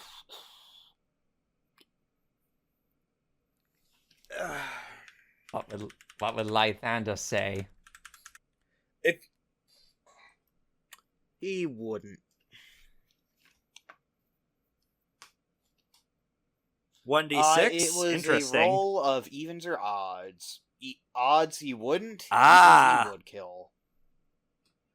I think in this case, this could be explained via seeing a bunch of really fucking impressive sidereal martial arts, and Spider at the last second thinking, God damn it, I want to learn the cool... Yeah, exactly, that's his reasoning. Mind you, he does, break his skull. Non-lethally. Just a little break. Yeah, just a big old... Remember when Dio got punched really hard by Star Platinum and they cut to his skull being imploded? Mm-hmm. That. Okay. And with that, the fight's over. You success... As Galik just kind of stands back and going iconic, and just sighs and uses the iconic anima things to heal Shepherd back from the brink of death. Well, you've proven your strength. But there's still the issue of what comes next. This is one battle. How are you going to win your war? Especially given I'm still bound to assist. To protect my creator. And they decoalesce and vanish. Next time, we have continued to attack the foundries around Prasad itself. We're going to be attacking the center next. We're going to be going to the capital. Aw, We're finally yeah. going to disguise. Hey, good thing you stopped Shepherd, because he was going to bind and summon Nega Aura, Oh no. which would have lasted until he attained a major milestone. Oh goodness. Thank you to our patrons. Thank you, Deep Our dear GB. patrons. Thank you to GB Thank and you, Storm, Storm. for supporting us at the 6-sided dice tier. You want to know how many dice Thanks, I'm guys. rolling? I feel like we're gonna find out here in a moment. I got an 18, or got a 13. There you go. Got an 8. And over the course of this next month, I will finish getting back to our weird fucking release schedule. 15. I will start putting up the video versions that we've fallen behind on. And JoJo will be resuming at some point in the future, and FateBreakers is now that we're going to Kamphahar itself, we'll be on the way to the final act and be done within the fiscal year at least. Woo! We are now in the near end. It is not the end of the beginning of the end, but it actually is the beginning of the end right now, because next time we'll be dealing with the big dragon-blooded hitters and more beyond. Kill them that. all, But Spider-Man. next Kill time. them all. Next time, going to the big city. See you then. Hit and stop. Thank you for listening to FateBreakers. We here at the Action Economy crew are proud to bring you this and other AP content, like Tomb of the Red Giant, the first half of our complete JoJo's Bizarre Adventure AP, as well as Rune Runners, our Icon AP. We'll also have a Patreon by the time you hear this. If you like what you've heard so far, feel free to drop us a little bit of money if you can afford to do so, and we can bring you even more content in the future. APs live and die by word of mouth, so if you liked us, please drop us a follow, like, share, retweet, whatever you can think of to help us out. We are excited to bring you more bi-weekly content in 2 weeks from now for the next FateBreakers, and other episodes time permitting. See you then.